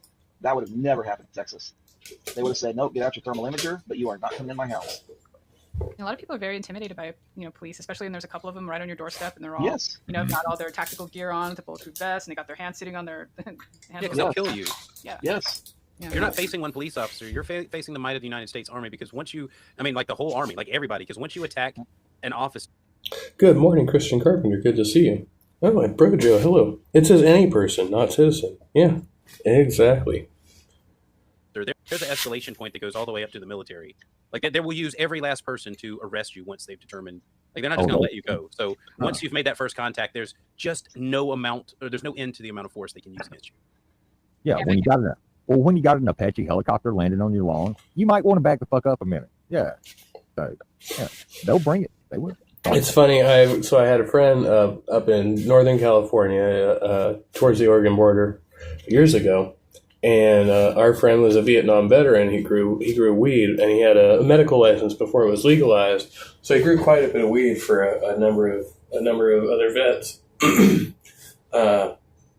And so we had an organization called SINTEF, which was like a drug enforcement task force that they put out here in California. and they flew over this guy's property in a helicopter. It's just like a police helicopter, not an Apache. But they rappelled down in tactical gear into this guy's pot farm and burned it down, and it was all legal weed, and they never reimbursed him for it. Crazy shit. People just know it's okay. Some people just make the simple mistake of, instead of talking through the door, they'll open their door for 3 just to talk. And even though they're having this conversation and they think they'll have this conversation and then the conversation will be over, that person that's inside the house decides that they want it to be over. And this is pending. There's no warrant, right? This is just two cops on your doorstep. You're laying out the situation, but you don't slowly. Can I just expedite it? Hold on. The thing is that person tries to close their door, sometimes that cop will stick their foot in the door. It already there. That's what I was going to say. As soon as you open, the cop is going to stick his foot in the door, and then he'll say, if you try to terminate the knock and talk, then now you've committed violence against him. Now he's got exigent circumstances to go in and effect an arrest. That's why this is stuff people should be learning in elementary school. Yeah. Do not talk to the police. Do not surrender your rights. Vocally invoke all of your rights in any police encounter. Don't allow there to be any consensual contact.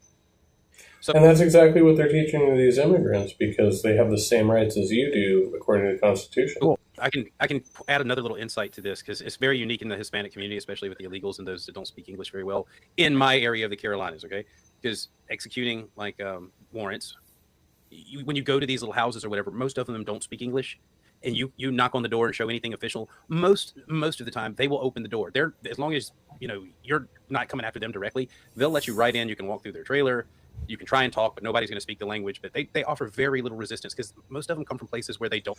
My experience with Latinos and Hispanics, just this is my personal experience, they will totally downplay their understanding of English, so they know at least some of what you're saying, but they'll refuse to respond to you and act like they don't understand you. That's my experience. I'm not saying it's 100% of the time. There are certainly people here who don't speak English.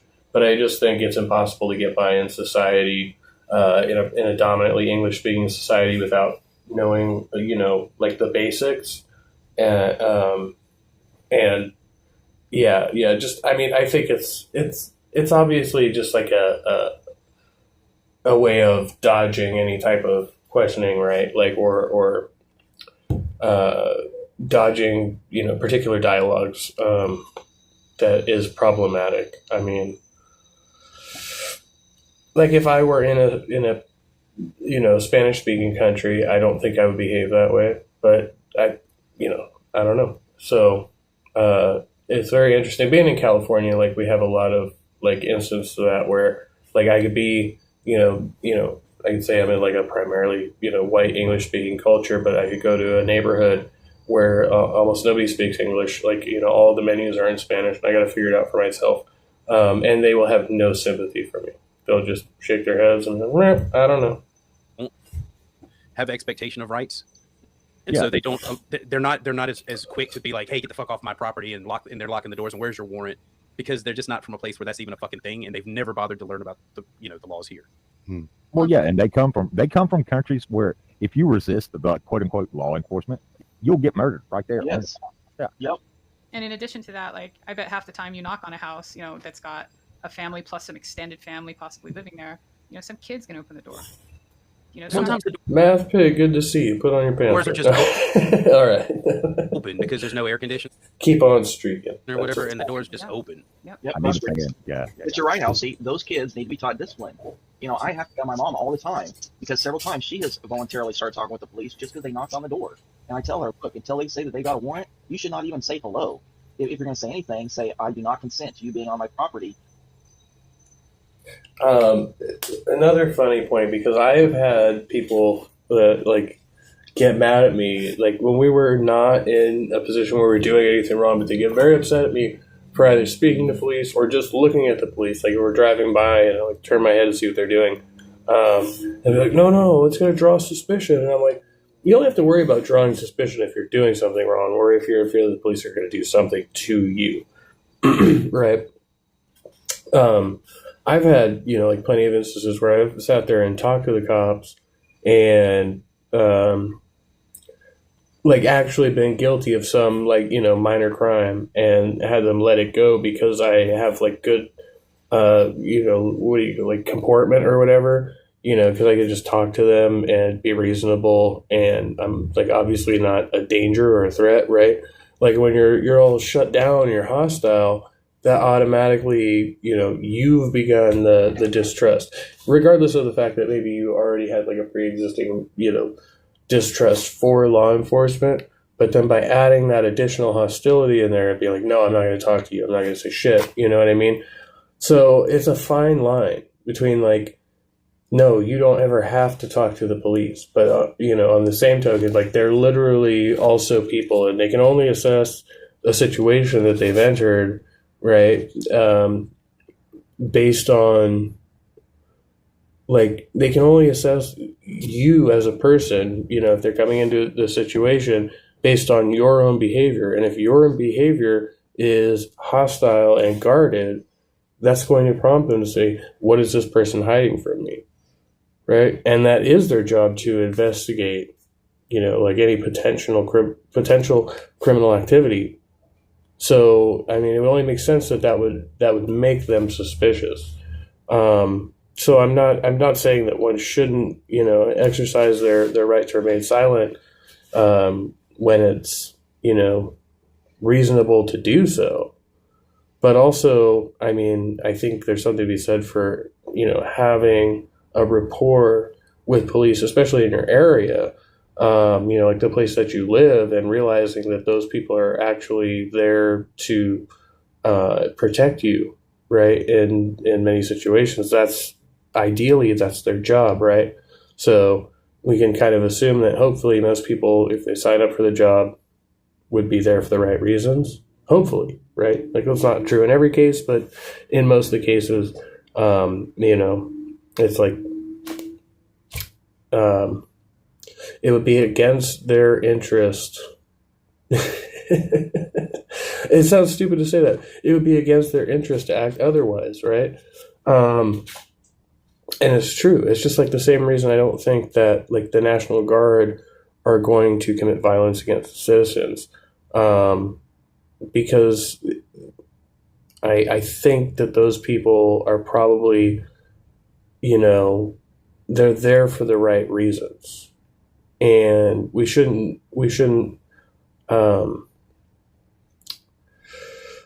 discount that. I think we should take that very seriously. That people in the positions they're in, like, because they've worked to be there, because they want to do that job properly and effectively. I think that's true most of the time. Christian Carpenter says, in my experience, cops tend to act better when they know they're being recorded. Yeah. I mean, as is true with most people, right? Like, they either flip out or they stop their shit. One of the things they tell us, coming into in my profession, even in the private sector, is just to always act as if you're being recorded. Basically, because you never know. Somebody could be recording you with a phone or something. That's true pretty much at all times now. There's friggin' cameras everywhere. I mean, so I mean that's the best policy for sure. I also think it's important to be able to have a good, like, a grounding, for what you're doing, so that regardless of whether you're being recorded, you would still act, right? You wouldn't become self-conscious in, doing a particular thing, being recorded, knowing that you were in the right. You would only be self-conscious if you had some, like, inclination to believe that you were doing something wrong, or would be perceived as doing something wrong.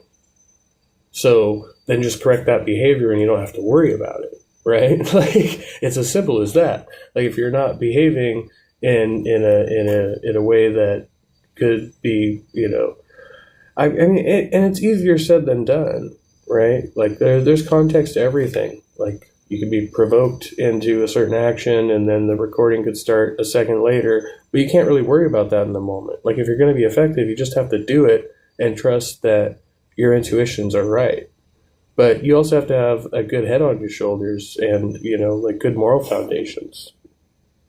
You are committing criminal trespass, leave immediately, and then don't say anything else unless you're going to call a lawyer. Because she doesn't understand that, because she's from a different age. She grew up Put a person in a pair of like Dockers and a polo shirt, a safety vest, and like have them have Oh, yeah.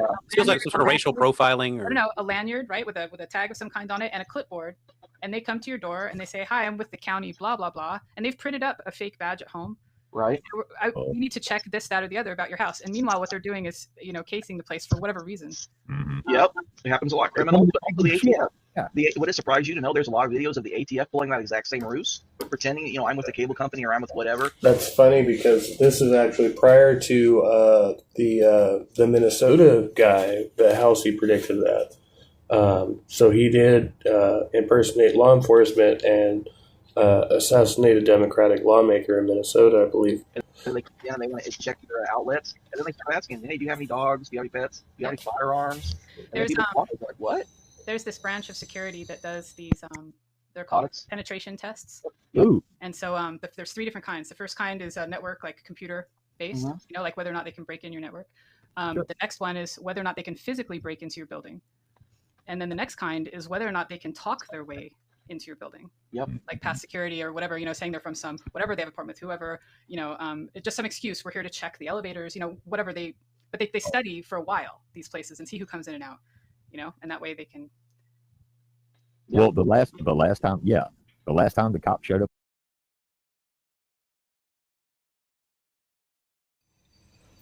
That's threat assessment, which is something that I've looked into. Actually, that's how I got into security, was by accidentally doing threat assessment from the other angle, which is interesting. So I used to run diversion on loss prevention officers while my partner was shoplifting, and I learned about kind of how they operated that way, and that was kind of one of the ways that I got into doing what I do. So.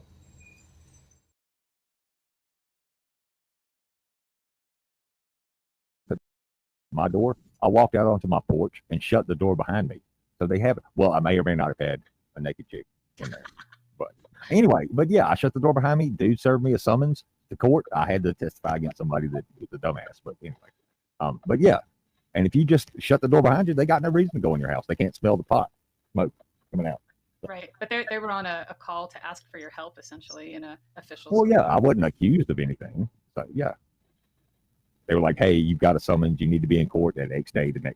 Yeah, to testify against this fucking dumbass." He threw a beer bottle at somebody's door, and yeah, I was there. It was a party, and yeah, they kicked his ass out, and he got mad. So, yeah. Well, for me, I got a ring cam at my front door, and if the police come to my property, I sit still somewhere so they can't hear the floor creak or anything, and I do not respond. Fair If enough. they can kick the door down. Yeah, be very, very quiet. Yep. You've already danced that tango with them before, right? Yeah, that's right. That's why I'm never doing that again. Not even telling them I'm home. There's a lot of footage of police going up and twisting the camera away so that you can't see that it's a policeman. Some even. Damn it! Now I gotta.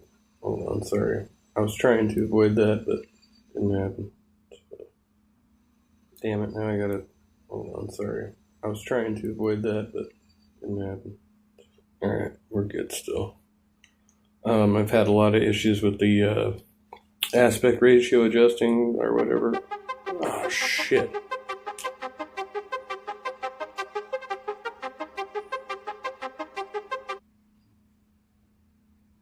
Shit happened in this stretch of 4 years that will never breathe. It was fantastic. Tell her, look, until they say that they got a warrant, you should not even say hello. If you're going to say anything, say, "I do not consent to you being on my property. You are committing criminal trespass. Leave immediately." And then don't say anything else unless you're going to call a lawyer. But yeah, she doesn't understand that because she's from a different age. She grew up with that. Put a person in a pair of like Dockers and a polo shirt, a safety vest, and like have them have. Feels like some sort of racial profiling. Exact same ruse, pretending I'm with the cable company or I'm with whatever, and then they come in and they want to check their outlets, and then they start asking, "Hey, do you have any dogs? Do you have any pets? Do you have any firearms?" And There's people talk, like, "What?" There's this branch of security that does these. Just some excuse. We're here to check the elevators. Whatever they. The court, I had to testify against somebody that was a dumbass. But anyway, but yeah, and if you just shut the door behind you, they got no reason to go in your house. They can't smell the pot. It was a party, and yeah, they kicked his ass out, and he got mad. So, yeah. Well, for me, I got a a ring cam at my front door, and if the police come to my property, I sit still somewhere so they can't hear the floor creak or anything, and I do not respond. Fair If they enough. want me, they can kick the door down. Yeah, be very, very quiet. There's I'm a lot hunting of- rabbit. You've already danced that tango with them before, right? Yeah, that's right. That's why I'm never doing that again. Not even There's a telling lot- them home. There's a lot of footage of police going up and twisting the camera away so that you can't see that it's a policeman. Some even rip it off the wall and throw it in the bushes and then pretend like, oh, I didn't see the camera. The damn doorbell wasn't working. Yeah, whatever the fuck. Yeah, a judge will believe a cop over a civilian. Well, even if you bring them the video footage, it's up to the DA whether or not to prosecute. As an individual, you can't prosecute them. That's They true. destroy your property. Yeah. I mean, what about those people that like are the cops that accidentally go to the wrong address? Oh yeah. Oh, I watched one of those. Yeah, it was some old lady's house. They busted into her apartment and were like, they had M16s and all that shit. I was like, what the fuck? Yep. It's an old lady. Oh, Yeah, there's she a one in crack Arkansas that dealer? I saw. There's one in Arkansas that I saw that a guy had borrowed somebody's lawnmower and failed to return it, and so then they got a warrant to go search the house and retrieve it. But they didn't even like pay attention to the warrant. They went to the wrong house. They very clearly had the like 5-digit number on the front porch. They didn't even pay attention to that. Like they literally, and you can even see from like the body cam footage, they went by the actual house that was on the warrant and didn't stop at that corner, but they went another half block down and went into this totally different house and kicked it open. And there was this guy, I think he was like in his 60s, and anyway, he had his pistol and they just shot him. Damn. They basically shot him as they were saying, drop your weapon. So he didn't have time to respond. And it's one of those situations now. Does a judge say what? Were they in the official performance of their duties? Yes. Were they grossly negligent in the performance? Yes. Yes. Yeah, because they didn't have their fucking location right, which is how important again? Being that you're after Yeah, extremely. But yeah, and there's also people in Houston, this is several years ago now, probably over a decade, but the vice department got into trouble because they were having personal conflicts with people that they knew outside of work, filing false reports, surveillance reports saying that they saw people going in and out buying drugs, had fake confidential informants that they were listing, and they got a warrant to go do a basically a no-knock warrant where they just kick open the elderly couple's front door, and they shot him. And then it turned out that like the family had enough proof that they hired a lawyer to seek to request to sue the city, which you got to get permission to even sue the government. They have to give you permission. So anyway, they went to get permission to sue the city, and they had evidence that all these are false police reports, that the cop wasn't where, like his cell phone showed him in a different part of the city. At the time he said he was seeing people going in and out of the house buying drugs. But there was a previous problem. They had audio recordings of him yelling at the couple. And like the elderly couple had no prior criminal problems other than like traffic tickets, but no even misdemeanors, no drug use, nothing. And the house was squeaky clean. So they just murdered these people for nothing. And this has happened so many times with no-knock warrants. Judges need to quit issuing no-knock warrants, or at least be really careful. Make sure that the people are not on the premises if they're going to do that. Oh yeah, I was thinking about the no-knock warrants earlier. That's unfucking constitutional on its face. Yeah. How is that even a thing? It is. I thought the idea behind a no-knock warrant would be like to catch them in the act or with the evidence, so that they wouldn't be able to like dispose of it or flee the scene. But I don't know. But yeah, I mean, it's obviously gone horribly awry in these cases. It's a fucking thing. Just like, hey, if you're not home, we can go in and search your house in my state. Anyway, you find that, Housey? I'm sure you looked it up. Oh, which one again? Which thing? Oh, the if you're not home, if it looks like your house is abandoned, hey, look, I didn't mow my yard this week. Your house looks like it's abandoned and you're not home. We can go in and search it. Okay. And that was in Virginia, you said, or Virginia, yeah, or somewhere close to here. Virginia, Kentucky, Tennessee, maybe Carolina. Hell, I don't know. They do a bunch of fucked up laws in Carolina. Yeah. Will can tell you that better than I can. See, you can't do that in Texas. The property's got to be abandoned for like 30 days, and you have to take photos and make a sworn statement in front of a judge. You have to go through the whole warrant process. We don't have the same abandoned property stuff. But like the story I was telling earlier about my mom, she almost got the both of us in trouble because I had another house out in the country, the one I was telling you about when I was a CO, and I had rented it to a woman, and she played the old, I'll pay you the first month's rent, and then just somehow it gets lost in the mail every time after that. So anyway, after 2 months, and it was the third month of non-payment, I went up and said, I was going to confront her physically at the house, and she wasn't there. So I looked, made sure, and I considered it to be abandoned property because she hadn't responded to the mail. She hadn't responded to any of my legal proceedings, that I'd sent to her. And she wasn't there, and there was no evidence of her being there. So anyway, I was there doing the eviction process because I put up a 3-day eviction notice. I came back 3 days later, and it was still up there. So that means that no one was there. So I went ahead and went in, and this is legal, barely, but it is legal. So I let myself in, and I took up residency. So now, if she wanted to get back in, she would have to seek to have me evicted from my own house to then get re-entry into, her abandoned property. Well, anyway, I did the whole eviction process and followed with the county and all that. But in the process of all that, after she got served, now she wanted to come to the house and have me kicked out. So she called the sheriff's department, and it took them over 2 hours to get there. But when the deputy finally did get there, I had like a really bad headache. I was super hot, and we only had one tiny little air conditioner. And as soon as I was taking a nap, and my mom was outside doing something when the deputy got there, and she just started talking. She knows not to do that, but she started answering his questions and everything else, and then saying that I wasn't there and saying, okay, we'll leave. Now, during that conversation, I went up to the front door and listened and was hearing what they were discussing. So I finally had to go out and say, no, no, no. She can't speak on my behalf. I am not leaving. She can if she chooses. But she cannot speak on my behalf to tell you to make a false statement to a peace officer that we will be abandoning this property. I am not abandoning my property. I'm going through this eviction process, and that's the only reason why she's here is because she's been served. But we've already gone through the 3-day and everything else. And anyway, so then he starts to get my mom the riot act, talking about how he can arrest her for all this stuff. And I said, no, she didn't realize that I had re-entered the house. I had gone for a walk. And I'll just say I kind of fibbed a little bit there, but no admission of guilt. But anyway, that's the problem. Like, you don't talk to the police. And he was on my property. There was a gate. He was committing criminal trespass by coming on if she had just asked him to leave. And that's why I did ask him. I let him know. I'm a Harris County deputy. I'm issuing you a criminal trespass warning that I want you off my property. So you need to leave, get back in your patrol car and leave right now. And only come back if you've got a warrant. That's it. And he did. And that also comes down to the difference between when a cop is there with an agenda as opposed to a genuine cop just investigating. Do you know when they've already assumed what's going to happen or whatever? Yeah, and your average person's not going to know unless you're some sort of attorney or a policeman. And even most policemen probably wouldn't know to say the exact things like that, because most people learn just enough to get a 70% on their state exam, and then they forget almost all the actual penal codes and everything else. Yeah. They just know what procedures do I have to do at my department, and that's it. And like in a big department where I worked, like we have to get a sign off from the district attorney's office before we can even make an arrest. So like we can't book anybody in the jail unless the DA's office is willing to accept charges. In small counties, they don't. They can just arrest anybody and leave them for 3 days until cops hearing. Do you think it would be useful for police to have the same level of training, knowledge-wise, that like a paralegal would? No, they won't. Yes. Yes. If you score too high, on the I want to be a cop test, they reject you. In some places. Yeah, in some places, if you score too high or your IQ test is too high, then that's actually grounds for refusal. That's disqualified. Yeah. Yep. There has been a press do that here in Texas. Like you practically need a first year law study basically in order to become a cop now. Like they kept extending the amount of education, so you got to know more and more and more. There's all kinds of stuff in the code now. I never knew the occupation code or the health and safety code. Like when I went through, we didn't have to know all that, but now they got all this extra stuff. I mean, they don't have to be lawyers. Even security guards in California, I mean, it varies state to state, but I mean, we are trained in the like hazmat protocols and all that shit. Judges, but I think it's definitely makes more sense for them to know the law, for them to be sort of ignorant of it and respond. Now, code violation, that seems like it would be like for a particular branch in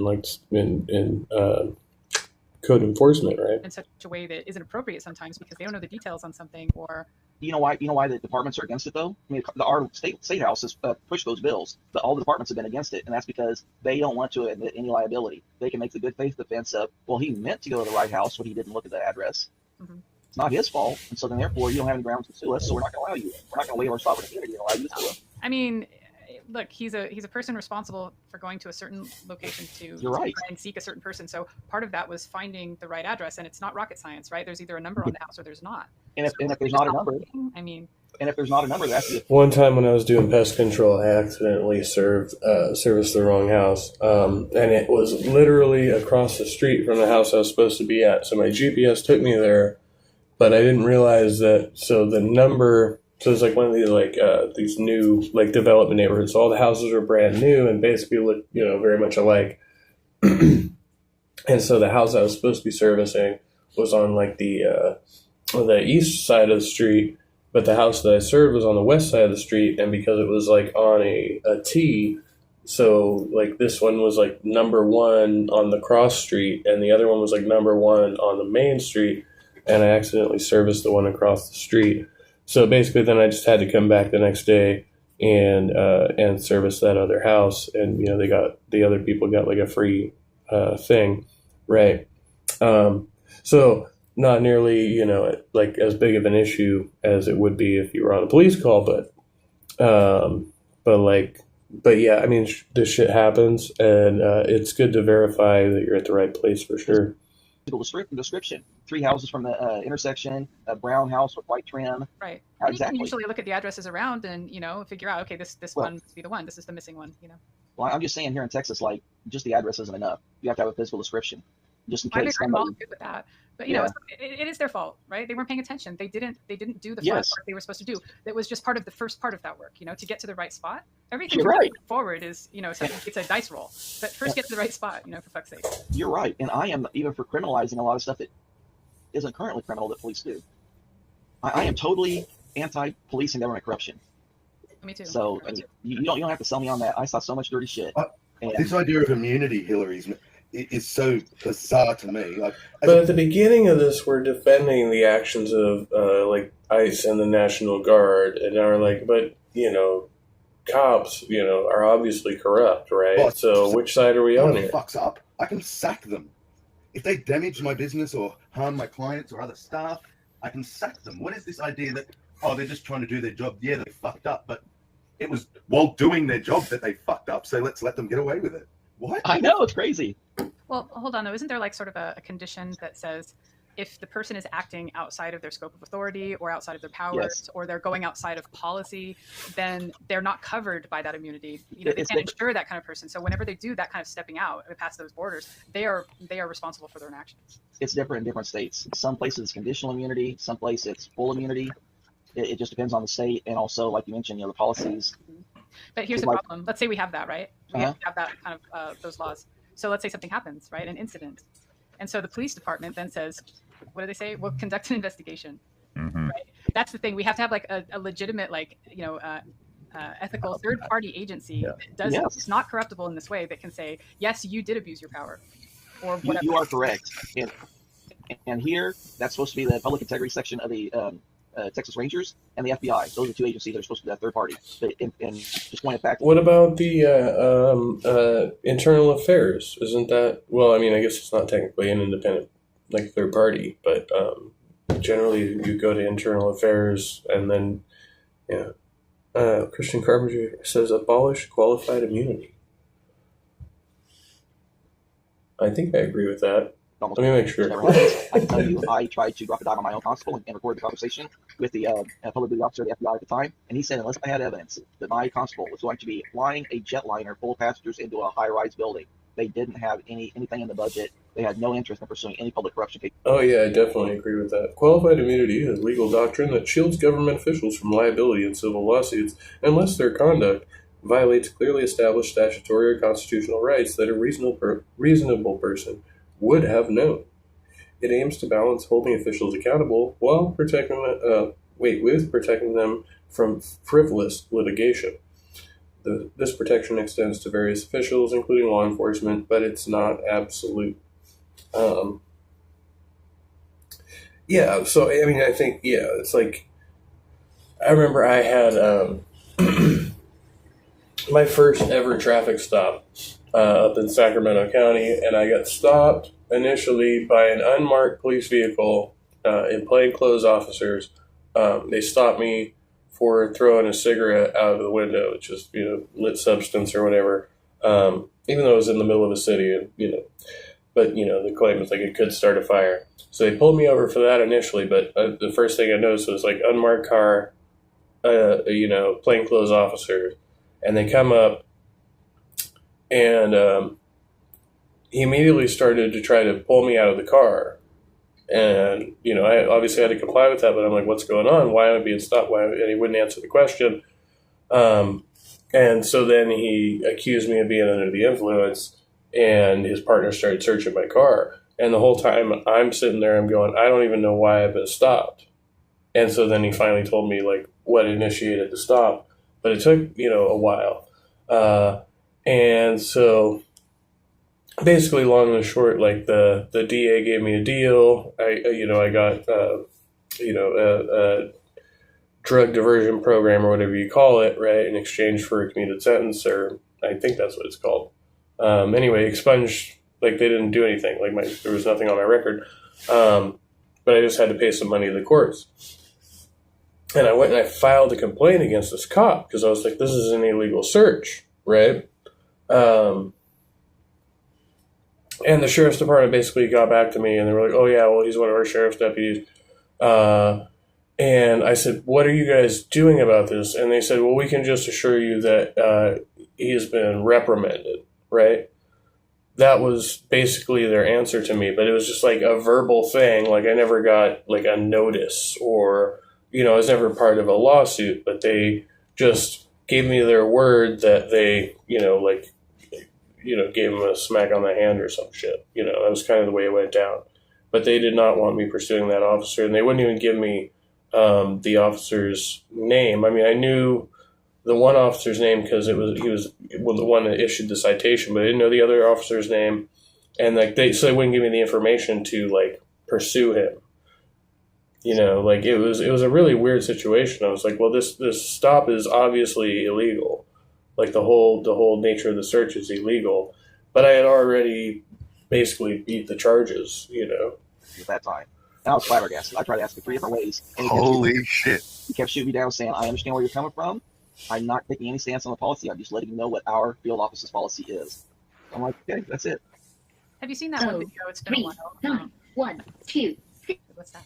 It's an older video, but it's this. I think he's a reporter, but he doesn't identify himself as a reporter. He just goes in as a citizen, or maybe he's just a citizen. And anyway, his goal is to get a form that is supposed to be available to file a complaint about an officer, right? And he goes into like several different branches of police stations and gets anywhere from just the complete runaround to full-on aggression at his Right. But nobody produces a form for him to take away and then return with.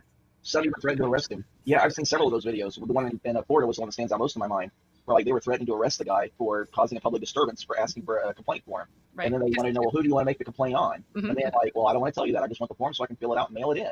No, Yep. that's not good enough. You got to give a statement to me. And He has then to the guy decide tried first to whether or leave. not it's good enough for it to be a complaint, right? Exactly.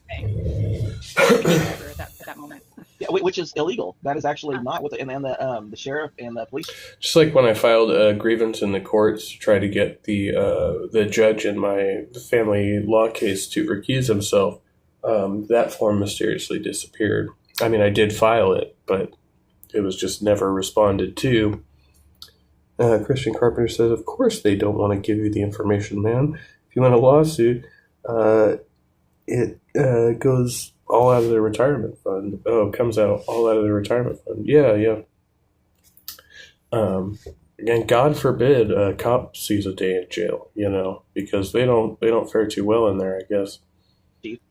Came out and said, this is not legal for them to do this. We're going to be, this guy's on disciplinary leave. And, so it became political because it got out into the public. But, like, if it hadn't, this would have kept going on. This was standard procedure. And it's like that a lot of places. Mm-hmm. Yep. Yeah, I mean, and I've heard of, and there will probably be mixed reactions to this, but I've heard of a few stories from women who, when they went to report like a sexual assault or a rape or whatever, like, that's like almost like you giving consent. And like, and like the next thing she knew, she was a good Christian. I'm not sure because we're over an hour and a half into this. I thought this was the one I came in on. I know I came in on one of Hillary's streams recently, so I thought this was the one I came in on, but it's one of these covering the protests for sure, and then the one tonight. So I'll just maybe skip forward a little bit here and see if I put any commentary on this one. I might have gotten the wrong video in here, but it was still good to see that. I just think it's interesting that there's both things going on in this conversation, that we can agree that there's like significant government corruption, police corruption, right? But, in the beginning of the video, we're defending, the panel is defending the actions of ICE and Trump's deploying the National Guard, because it's being portrayed as like much more of a people are calling it or saying that riots happened, right? When arguably, I wouldn't say that large-scale riots happened. I would say there was some rioting, there was some unruly behavior, and it was fairly minimal. And the protests were, basically a big success from our point of view. is because I speak for all, woke liberal leftists within the cult, just in case you were wondering. So, and she had met this other 14-year-old at this church. Trying to, in sort of at first coded language that got more and more blatant, basically trying to arrange purchasing a child, for sex. Oh, wow. Yeah, and the guy was basically Go ahead, Label. So I wanted to do more of the. Remember the sounding? People who basically have this. You know what I mean? Once again, I'm into all right. the commentary on the protest mostly, and I think we're kind of out of that for this video. So let's move along here. So this is today's, and then I'll go back to Hillary's channel and see if I can find where the conversation I inserted myself into here. To get them to come. Oh, I guess that was a punch. Since it's blurred out in the arrow, I really couldn't tell what that was. But I guess the policeman decided to punch the guy because he didn't like being pushed. Comply with their lawful orders because they are placing themselves and everyone else in more. Oh, I guess that was a punch. Since it's blurred out in the arrow, I really couldn't tell what that was. But I guess the policeman decided to punch the guy because he didn't like being pushed. Comply with their lawful orders because they are placing themselves and everyone else in more danger. Oh, I thought he said they were policing themselves, but they're placing themselves in more danger. So by going outside and being in public, that's now a crime, and you're guilty of something because police commit crimes? And then you'll see, of course, there's been a video circulating online of a use of force incident then where as officers were attempting to take one individual. You know what? It was this one. It was the open It's a room. very open area in front of her, so she's obviously not in the middle of doing. Okay. Sorry about that. I had the wrong video saved here.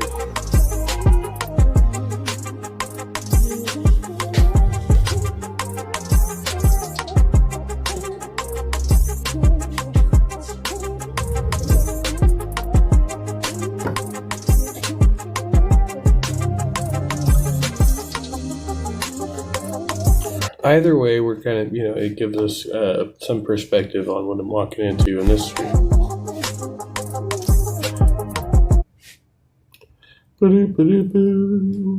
All right. Yeah, and I won't be able to do this whole stream. I will have to go probably about a half hour. But we'll see what we get into here.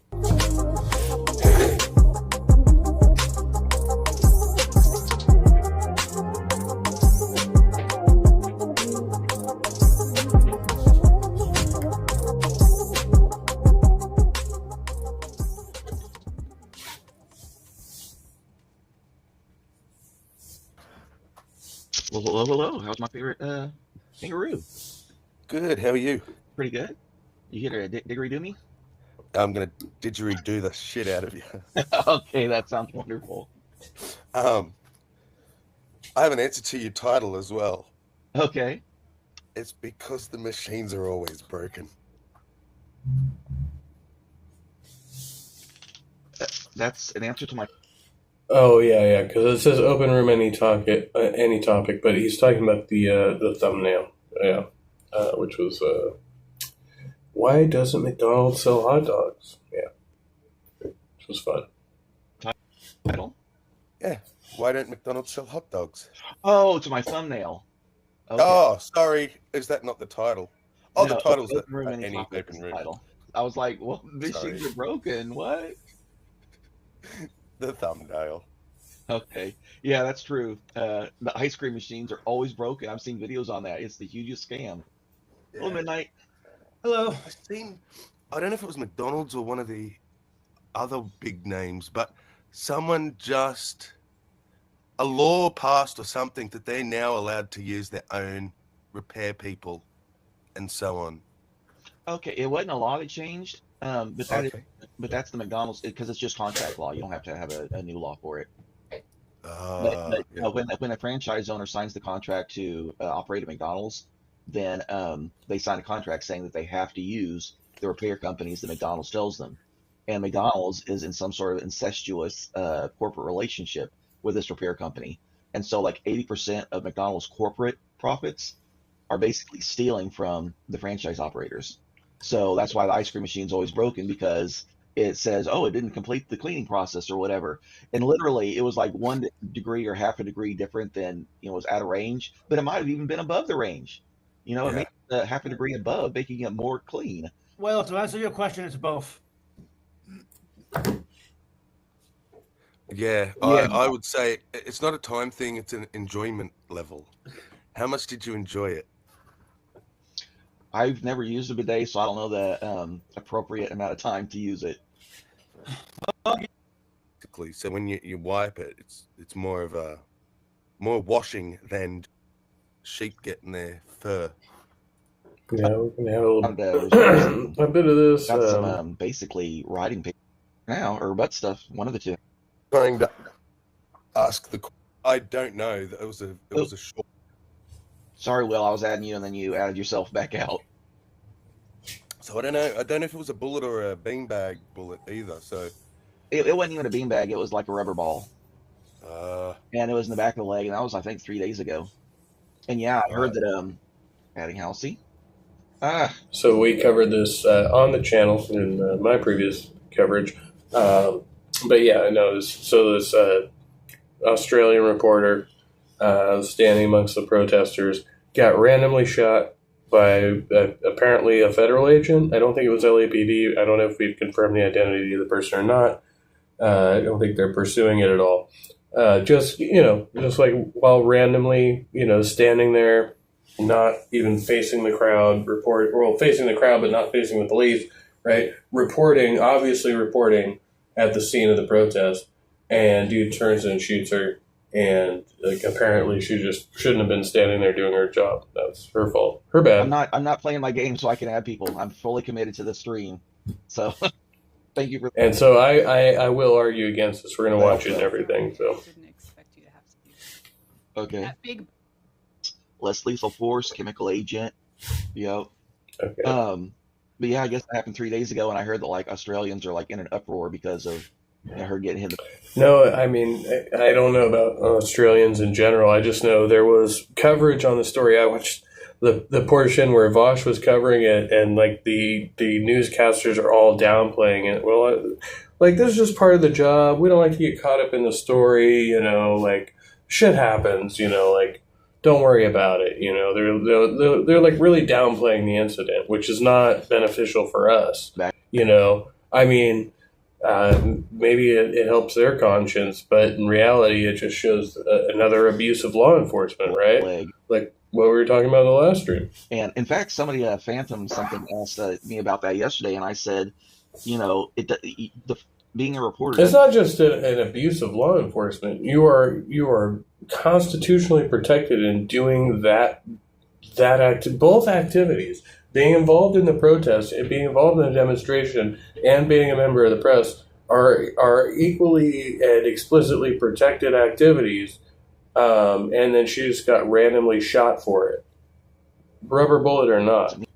You're immune to the law.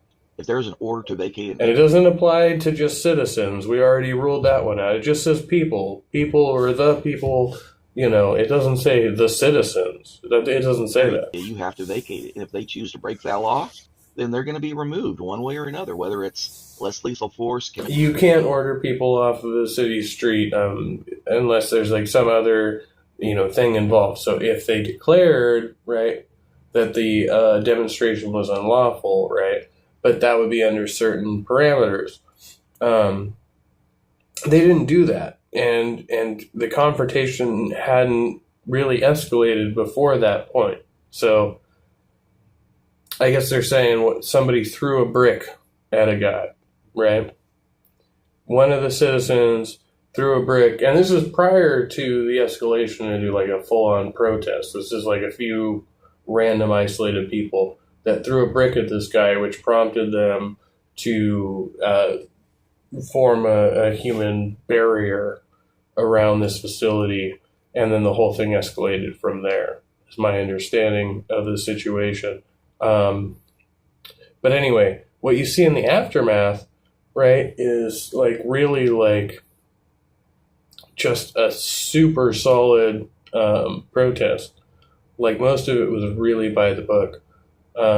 There's like the one isolated incident of them calling Waymos out to one street and burning them, which is like whatever, unmanned vehicles. Who fucking cares? Agent or impact weapon. I don't know if she was, though. She was just at the edge of like a crowd, and she was facing with her back towards the police, and you know, her cameraman was basically with his back, you know, right up against a crowd, like, you know, sort of dispersed behind him because she was at the edge of it. And the cop, you know, like, and she wasn't out in front, like 20 feet into the empty space or anything like that. She was like right there, and you know, you can see the cop like standing there, and he looks at her and like aims straight at her and just fires, and it's like she was doing nothing but standing there with her microphone, looking into the camera and speaking. And they were well, like, what's funny is we're gonna watch the video, but there's like a volley right before she gets shot, and she gets kind of startled, but she just stays on her script, and she turns back towards the camera, and then all of a sudden out of nowhere he just pops her, and she like actually cries in pain, and the dude just flips out, and it's all pretty dramatic, you know. I don't know, 20 feet away from her. I mean, it's not like she was anywhere near the cop. You know, I saw that at 20 seconds. What is the defense for her being there? A reporter. Right. There was other when you press get an order all around there. Yeah, a reporter literally does not need any defense for being out there doing their job, because that is their fucking job. Like, I don't even care if a perimeter is established. Like, you don't have tape up, that's not a big... Like, that's the way they do, like, crime scenes. Like, if you don't have caution tape up around your crime scene and a reporter walks in, that's your fault. That's not the reporter's fault. I know what I'm saying is when you're told to back the fuck up, this is the thing. Like, what's your excuse for remaining? Yeah, I didn't hear anything. Like, I didn't hear them using, like, a loudspeaker or a bullhorn or anything like that. There's no announcement going out prior to that in the video that we see. That's the question. I don't think that was a thing, though. Nowhere in the clips I've seen was she asked anything. These cops weren't even near her. Like, yeah, they were like 100 plus feet away. But yeah, they weren't yelling anything. They weren't saying everyone back up. They weren't. Everything was just like quiet on. They weren't even basically talking to each other. Housing. Let me just set the scene, then we can all discuss it. My understanding was they issued a public like vacate order. Everybody in this area has to be back by, let's say, 1,000 feet. That's pretty typical. Okay, and so then that went out, probably over a loudspeaker. They repeated it a few times. I think that there was like, you know how they...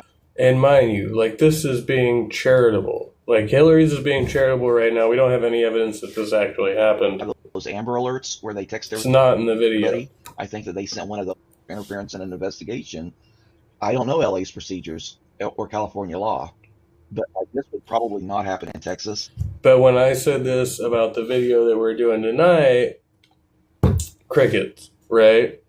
Oh no, wait, it's obstruction of justice. It's interfering with an investigation. Oh no, but in this case, it stands. Okay, like, bullshit. You know, I can't say for certain. Bullshit, double standards. I'm just saying. Like, that's my opinion.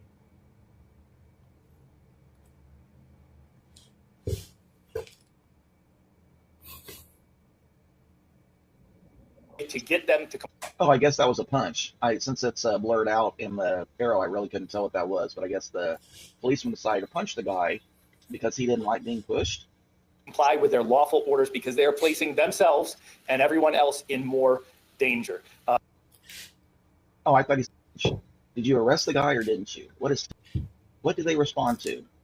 I'm gonna skip straight to the body cam footage because I already know where we're going here. Were they being what was a crime being committed? No.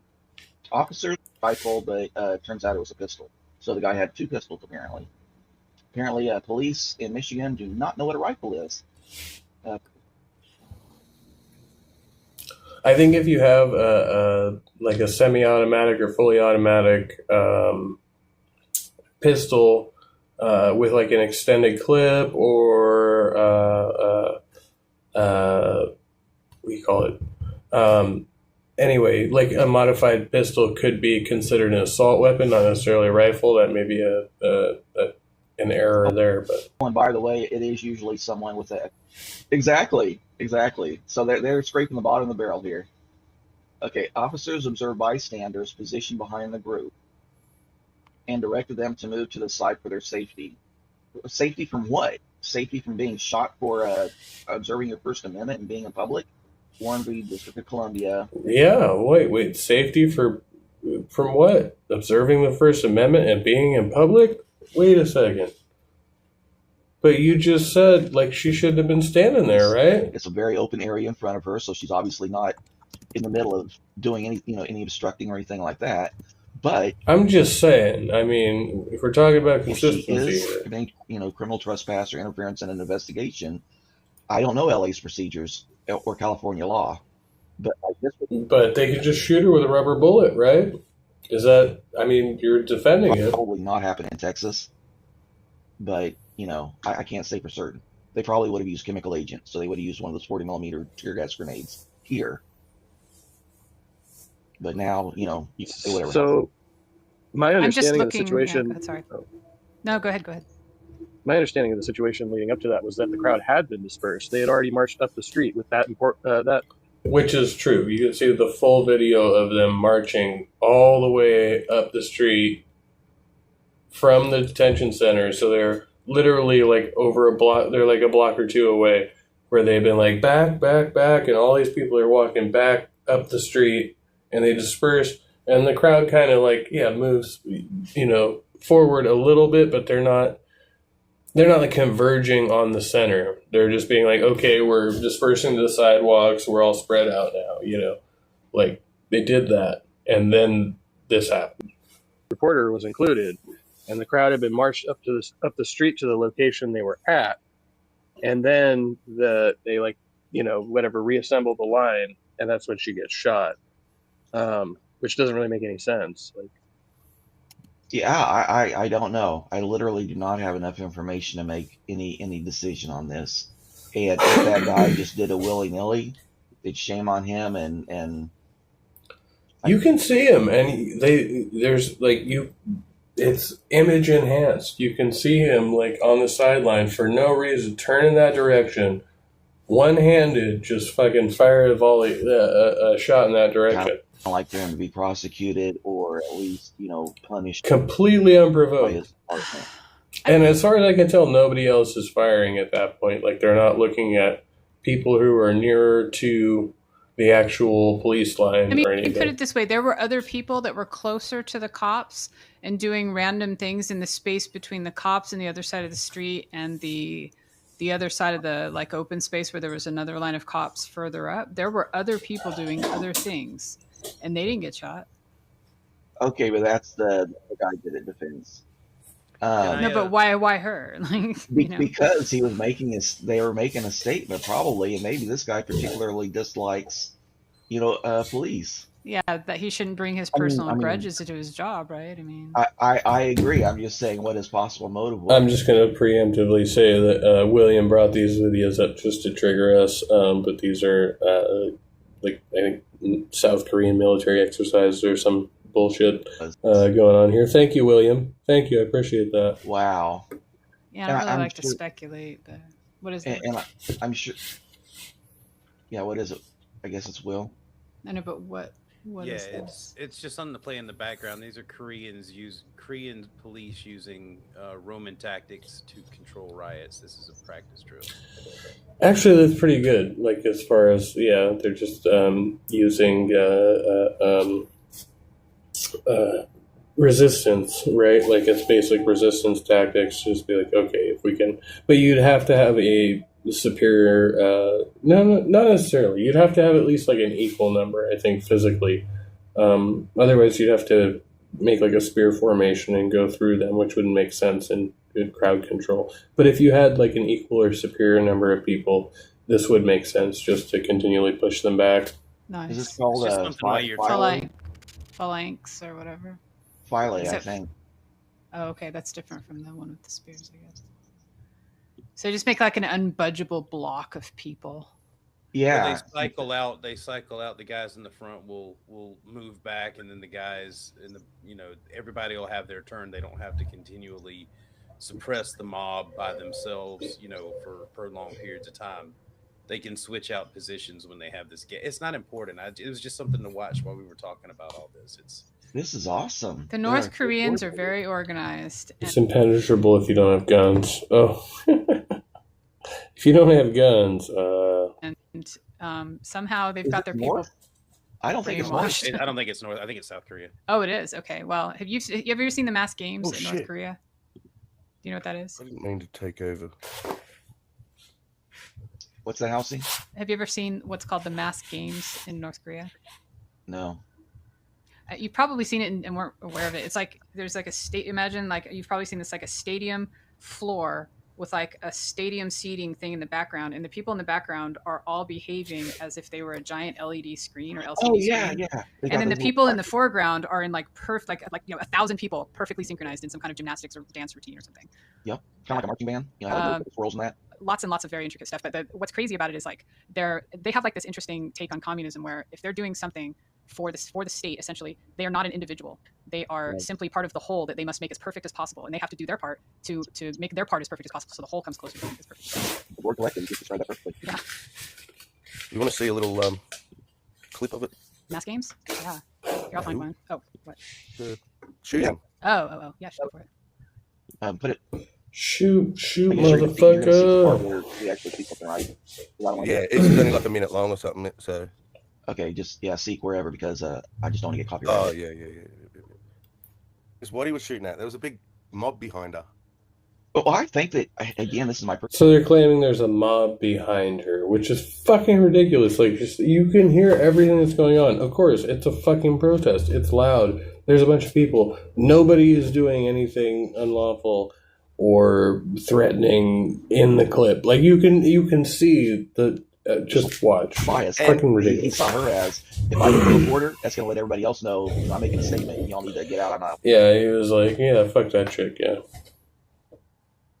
I don't even think he necessarily, like, singled her out. I think it looks like just a random shot in that direction. Like, the dude just said, fuck him. And just, like, maybe he could, like, say it was, like, accidental. But, you know, the angle says everything. Plus, see him she was raise within his 1,000 weapon. feet, and I don't know what order was given, but that's typical. 1,000 she feet. says it. Let's see if we can get back to where she says it. Listen to her words. Ready? Accidental discharge. Accidental discharge is no defense. I mean, I'm just saying. Hear it? Moving them on through the heart of LA is all I Moving them on. They've been told to move on. Yeah. Ah, okay. They've already been moved back, right? Like, so they started out, you can't see where my finger is, but like where all those cops are lined up, all the people were over there and they moved them, like to where behind the cameraman is and down the street the other way. They moved all these people away from this point that they're defending and they're holding a line. So they have moved on. They're just trying to tell them to go the fuck away, right? And it doesn't work that way. You can't do that. Yeah, there's so much background noise, it's really hard for me to pick it out. Yeah. But if she's saying moving them on, that implies... That's literally their tax-funded property. They have the right to be there. That is their city. Me, they've been told move on. Right. Can you play that 10 seconds back one more time? Yes, and I'll turn the volume up. Oh, that's right. But there is a bit of noise in the background, obviously. It's riot.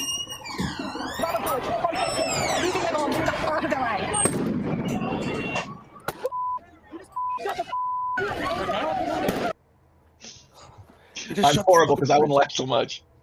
It's pretty funny. But did you hear whatever you wanted to hear, Will? I did. Thank you. I heard the protesters moving them on through the heart of LA.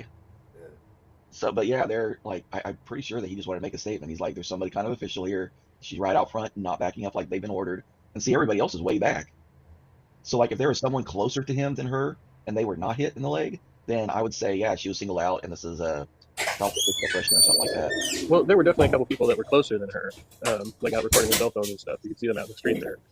Well, you mean off to her front and right? Yeah. But why does that matter? How are they not exercising their legal First Amendment constitutional rights? Why would it even matter? Okay, but from his perspective, like... From his perspective, people are standing on the street. They have a right to be there. Because they were in front of the... He just indiscriminately fired into the crowd. Line, that's not as much of a threat as the plank. So I think that's why the guy... Fuck police brutality. Fuck all that shit. How are you going to defend that? I really couldn't tell what that was, but I guess the policeman decided to punch the guy because he didn't like being pushed.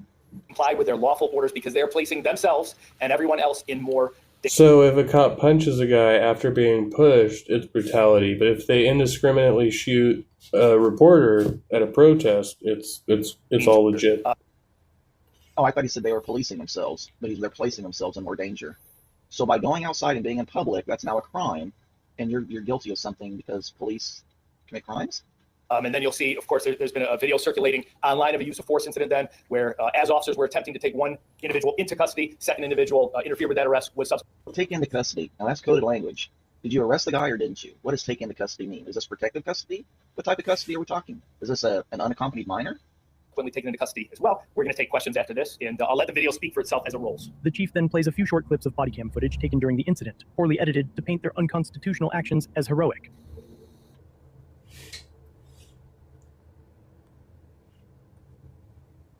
It's a very open area in front of her, so she's obviously not in the middle of doing it. They were at that barrier, which was away from the building, and that hadn't, like, the flood of people hadn't yet come all the way up to the building, and those people were like shoving and pushing and even bending those, you know, grabbing those barriers that the cops were trying to like maintain their spot on the ground, you know, holding them in place. They were grabbing them and like, you know, pushing them against the cops, or even trying to like throw them and get rid of these barriers so that they could rush past. You didn't see that? No, I hadn't. So if that's the case, then those people should have been arrested immediately. I saw that, and one instance, this poor female cop, there must. People were like, but yeah, fucking crazy. Yeah, and like, no. You're right.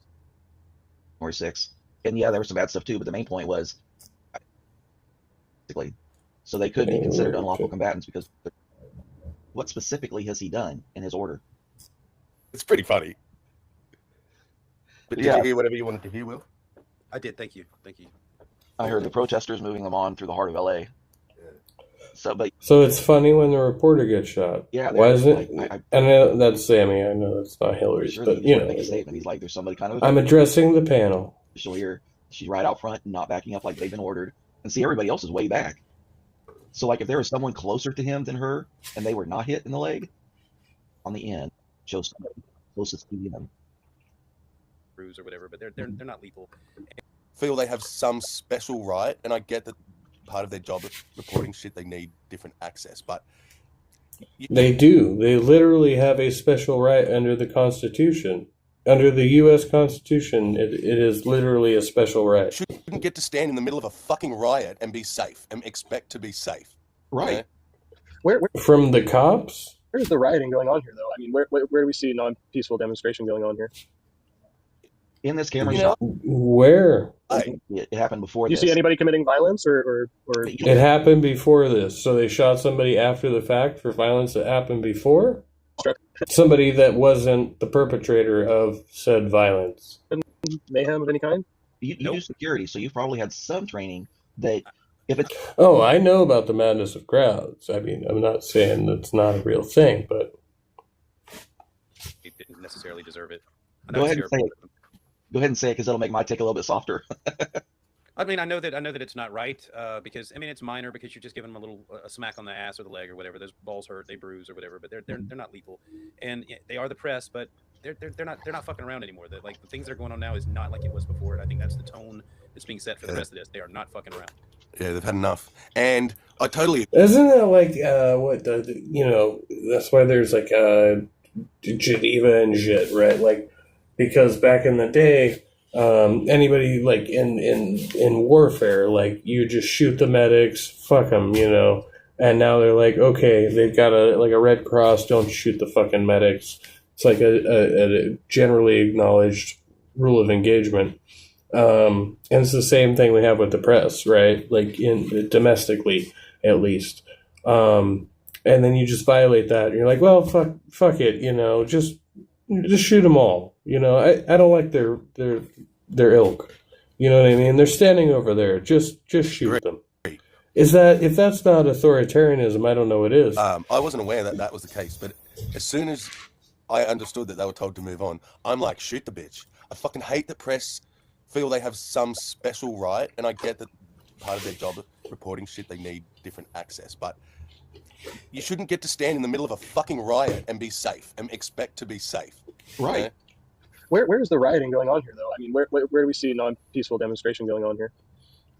In this camera shot, it happened before. You see anybody committing violence or You destruction, mayhem of any kind? You do security, so you've probably had some training that if it's a continuing criminal conspiracy, you know, if you set a car on fire. That wasn't the question. That wasn't the question, dude. I love you, man, but he's asking a very specific question. It's an easy one. No, nowhere in the camera footage is there any active unrest going on, right? Is that just honestly what we can observe right here?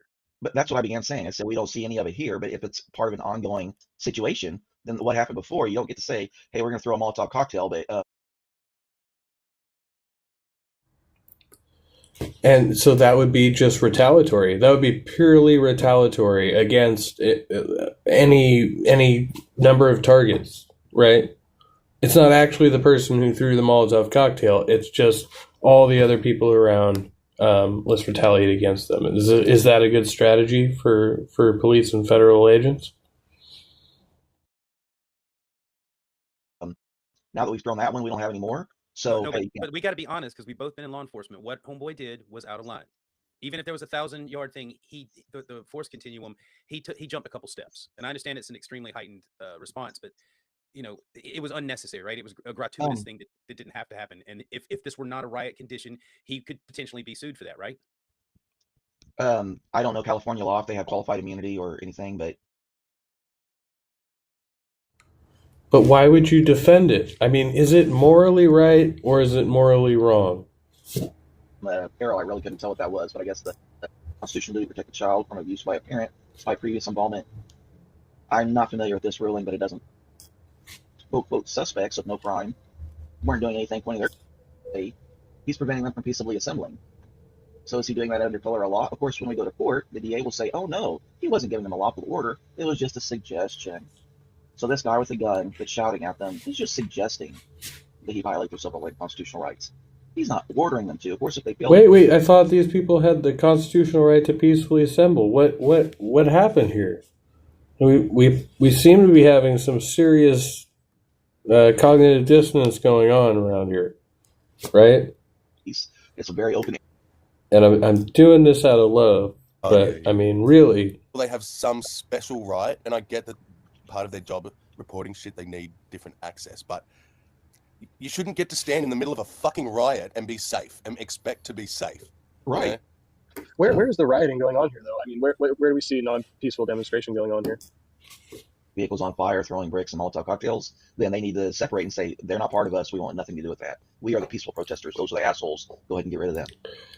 Damaging property, by the way, is not the equivalent to committing violence against a person. Those are two different things. But I mean, you're aware that there are people that are sent in to specifically cause trouble. I know they're paying $6,500 to $12,500 a week. I don't know. And by definition, those agitators would be sent in by the opposition, not the organizers. Like people always say, "Oh no, it's the organizers." Why would people actively sabotage their own demonstrations? It's obviously the opposing party who would do that. Like, it wouldn't make any sense for somebody to sabotage their own. Like, what are you talking about? Where did you get those numbers? I posted. Why would you think that? A link on the video. They detailed that there were people on the video that were showing like the online ads and stuff like that. They even know it was a Chinese communist agent that's funding this quote unquote charity. Well, a Chinese communist agent. Yep. Motivation. Red scare. To make the peaceful people look not peaceful. You cannot persuade me that way. It's not going to work. The opposition. We've been down that road, sir. No, that's not true. Why? It's the George Soros and that glue crowd. They're wanting to send this in to agitate it and amp it up. But what would that gain them? Because just like on January 6th, you know, if I was one of those people in the crowd. January 6th were fucking MAGA people. January 6th were MAGA people. I would not have gotten anywhere near the Jersey barriers because I would not want someone to push me from behind into a policeman and then me get sent to jail for assaulting a peace officer. But that's it. It's like a mob mentality, and that's what everybody says with J6. It's a mob mentality. You know, it's the IQ of the crowd is whatever the lowest IQ person is. Well, and people get pretty hopped up on adrenaline and the ideas that they had before they got there and whether or not they're actually happening. You know, I think people want to sort of be a reason that something happens. They don't want to wait around for something, even if they're the ones who cause the problem, at least the ball is rolling now, in the direction that they thought it should go. But it's weird. It's like the last time it was rioting and it was all the right, everyone carried on like how horrid these protesters were.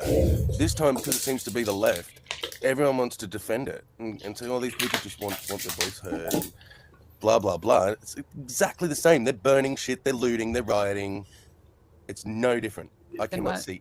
Then the last lot of riots that like the were BLM stuff? Supposedly, when the right rioted, like January 6th and like there's been a few times.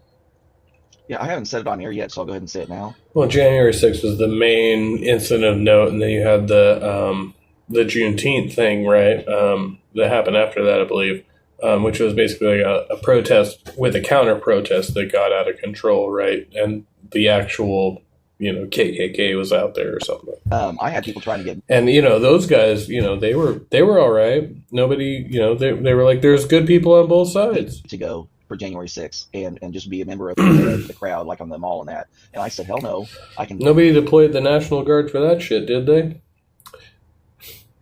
No join link? No, I mean, I was just looking at the videos on Prism. It's good to see Chinese aren't allowed to commit crimes.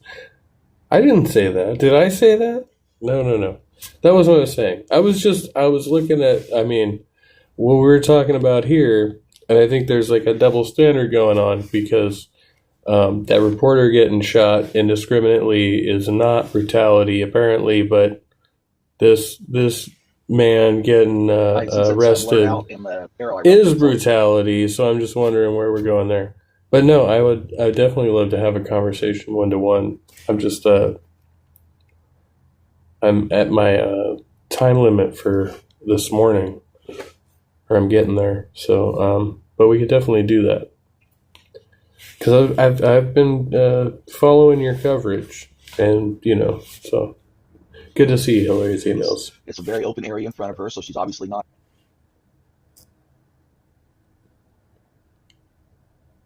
Let's see. Let's get to this segment here.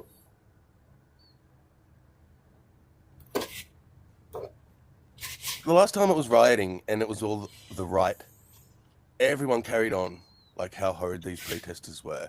This time, because it seems to be the left, everyone wants to defend it and say, these people just want their voice heard. No, I wanted to get on with you last night, Hillary's, but I was just not able to. But I also thought that I should kind of put some of this in perspective. And I had the wrong video earlier because I was in this stream, but I had the one before it up. So. Blah, blah, blah. It's exactly the same. They're burning shit, they're looting, they're rioting. It's no different. I cannot see.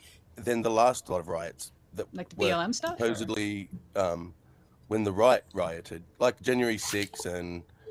Well, it's much different when it's like a Capitol building, right? Like this is a federal building, but it's not a Capitol building. Like, for example, like during BLM, they had demonstrations on the Sacramento Capitol, and there was heavy protection around that area. But the rest of the protesters throughout downtown were basically like not, they weren't worrying about them too much. Just that they shut down the freeway, and they wanted to protect the Capitol. But yeah, it's like whatever. I don't know.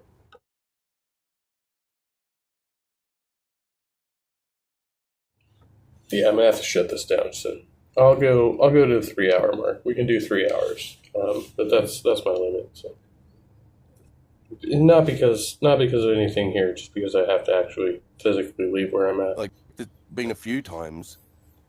Yeah, I haven't said it on air yet, so I'll go ahead and say it now. I had people trying to get me to go for January 6th and just be a member of the crowd, like on the mall and that. And I said, hell no. I can just imagine the kind of stuff that's going to happen. William always calls them glowies. I can imagine the federal agents and paid informants. They're going to be out there agitating, trying to cause problems to make the rest of the group look bad. So I said I would not be caught within 100 miles of D.C. on that day because I don't want anyone. I'll just say, I don't know. I get a lot of politically targeted ads, but most of them are from the right. I was in a couple of groups, and I was invited to attend BLM protests, but I never was able to attend them, nor have I attended any of these protests because of my work. So generally, I've been working at the time of, or been restricted in my work because of protest activities. So usually they tell people in my line of work to kind of, stay back. Sometimes our contracts will be canceled or extended depending on the circumstances around that. But we don't deal directly with large demonstrations, right, for the most part. Now, I support people's right to do this. And so in my professional capacity, although I might have an obligation to try to deter people from certain behavior, ethically, I would support their rights to the First Amendment and the Constitution, right? And all of that entails. So in whatever way that I can facilitate that comfortably and legally within the bounds of my professional capacity, I would do that, and I would advocate for other people doing that. Saying, "Hey, look at these credit card records. Maybe he was part of this group." So I think anybody that went should have been themselves in aware a bad position, yes, sort of. Yes, exactly. Thank you. What I think is really funny is what Trump refused to call those people insurrectionists, right? Like, pardon a lot of them. I'm glad you brought that well, up. but then he's just. I heard you guys call it a riot a second ago, or Sammy did, or whatever, and I just kind of let that slide. But they call it an insurrection is absolute idiocy. Yeah, well, but now he's inciting the insurrection act. Clarify, it's because what everyone was. Are we talking about January 6th or now? Because I might bring this up, but Trump tried to, or at least apparently, was going to invoke the Insurrection Act in this case, but not J6. And again, are we holding double standards here? I mean, I just want to make sure we're being consistent. Yeah, everyone wanted to demonize it so badly, but but Kevin just called January 6th an insurrection, which is just no. I'm saying that now Trump is using that language. He's declaring he's inciting the Insurrection Act in this case. I was talking about this one, which is true. Right. So you're saying why is it insurrection now? You're saying that he's repaying them with their own coin. That they said that asking to have your civil rights. So more retaliatory action by the government, by the elected leader. Observed, which is what happened on January 6th. And yeah, there was some bad stuff too, but the main point was, I call them the Freedom Riders. They're the same as the 1916 Freedom Riders that were ensuring the blacks could vote. They said, we want our vote counted, and we don't want all these write-ins that came from non-living people to be counted because that's diluting the rest of our... Should our leaders be retaliating against us for disagreeing with them? So I think they have the right to do that. Regardless of what their motivation was, calling it or even if we speak or act against them, should they retaliate in that case? I mean, if it's not a direct threat, is it self-defense? I would yeah. What are the standards for self-defense? Is intellectually dishonest by anyone. You're right. They weren't attacking. So would it be the same in this case? Hold on, because the most armed society in the world, and these people comprise it, if they wanted to have an insurrection against the government, where were their guns? Exactly. And the same applies here. And those who showed up in DC that were armed didn't fire a shot. Not that I heard of. You're saying because they weren't armed, there wasn't an insurrection. No, they were armed. Yeah, no, I'm saying that because no guns were used, these people had no plans to take over the government or overthrow anything. It wasn't an insurrection. Right. These people of whom I belong, these are my family and friends. Farmers with pitchforks. If they wanted to do that, they would have gone armed and organized and just done it. Yeah. And as an outsider, I always thought that that's all right. That the few that busted through into the Capitol and did all that crazy shit, you just got to look at them and see them in the interviews, and these people were fringe. They were the extreme end of things, and they were all batshit fucking crazy too.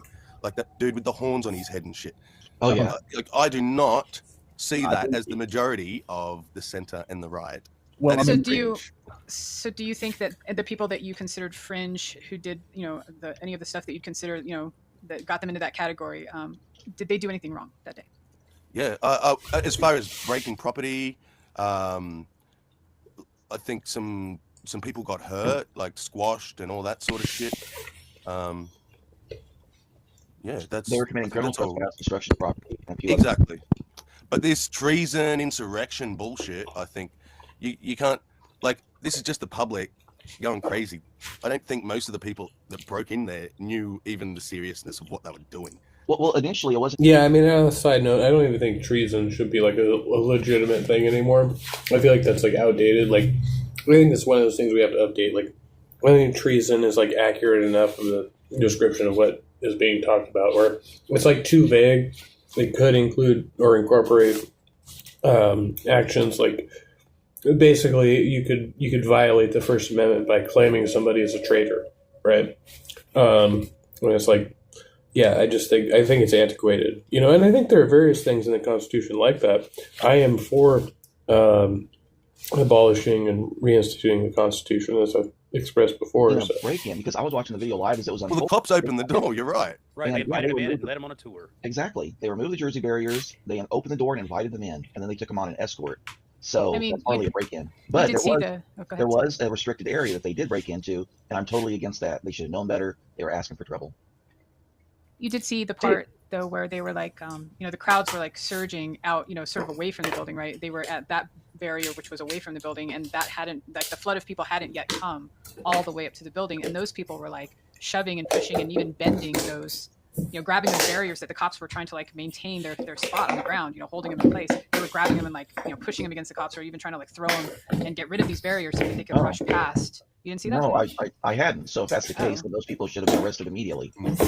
I saw that. And one instance, this poor female cop, there must have been a call to retreat, and I don't know if she didn't react fast. Sorry, I'm doing ASMR again. Bye, John. Yeah, I got 5 minutes left, so thanks to everybody who came by, and in the future, we'll just keep on trucking, basically.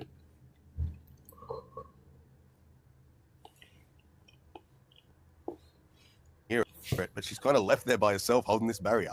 Damn. And then obviously the crowd topples it, and she's sort of underneath all the mayhem. I don't know how hurt she was, but...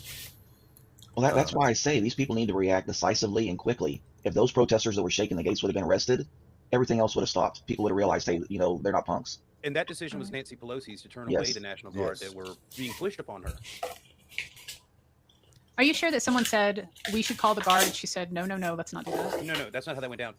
Trump was recommending and pushing to have the National Guard there prior to it. Okay. That would have prevented all of it. But Nancy Pelosi thought that was some sort of setup, that he was going to use it to overthrow the government or some shit, I guess. Or this was a planned PSYOP event. A lot of those were blowies. It wasn't just Pelosi. Like, it was the majority of I think they petitioned all of them to see if they wanted the guard to come. And they're like, no, that's going to cause more trouble. Just, keep them the fuck out of it. The insurrectionists into the building. But I think I am, like, near the end. Oh, yeah, whatever, a couple minutes. You and me have different memories of that. Yeah. I don't remember Trump ever. Well, okay, he announced one statement where he said, "No, don't do it," and then he retweeted basically exactly the opposite. And I'm talking about the actual, like, prior to the protest or whatever, riot, insurrection, whatever you want to call it, right? He provoked the fucking thing, and he comes out and goes, well, I don't know. But no, like, there's ample evidence that he actually provoked the fucking thing through his own words, right? And when you're the president, you say shit. Obviously, it holds some sway. Whether it's legal or not doesn't actually matter. And this is why it's just important to know, like, who are we electing? Like, what are their policies? What are they doing? Because people I think are generally reasonable, intelligent, are, supporting what I'd call fascism and authoritarianism. And it rubs me the wrong way, I'd like to kind of dig into it more. And I think that's what we've been doing here tonight. So anyway, sorry, I've got a steak in my teeth. Anyway, All right. Well, I hope you've enjoyed the show. I know I haven't, but no, it's been great. Much love to everybody.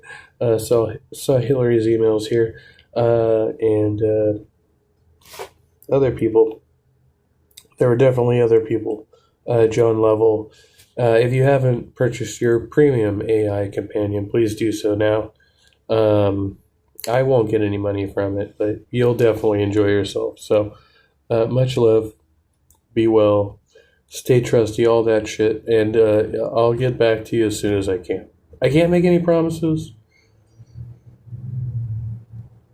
But, I'm just going to keep on trucking and see how it goes. So, hopefully that's good enough. If it's not, oh well, what can you do? Fuck him. Okay, he you're tweeted the opposite. You're We mixing do up. have on record, though, him beforehand saying to Nancy Pelosi, would you like the National Guard?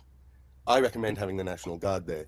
Yeah. She, on record, said no for whatever reason. And when she's in the limo, And that's why saying afterwards, this is my fault. Exactly. Can we pull that up from somewhere? Directly referring to the fact that it was suggested, and she said no. She says this is our fault. We should have had the Guard there. We should have had more people. Yeah, Kevin, what you're talking about is the tweets on that day. What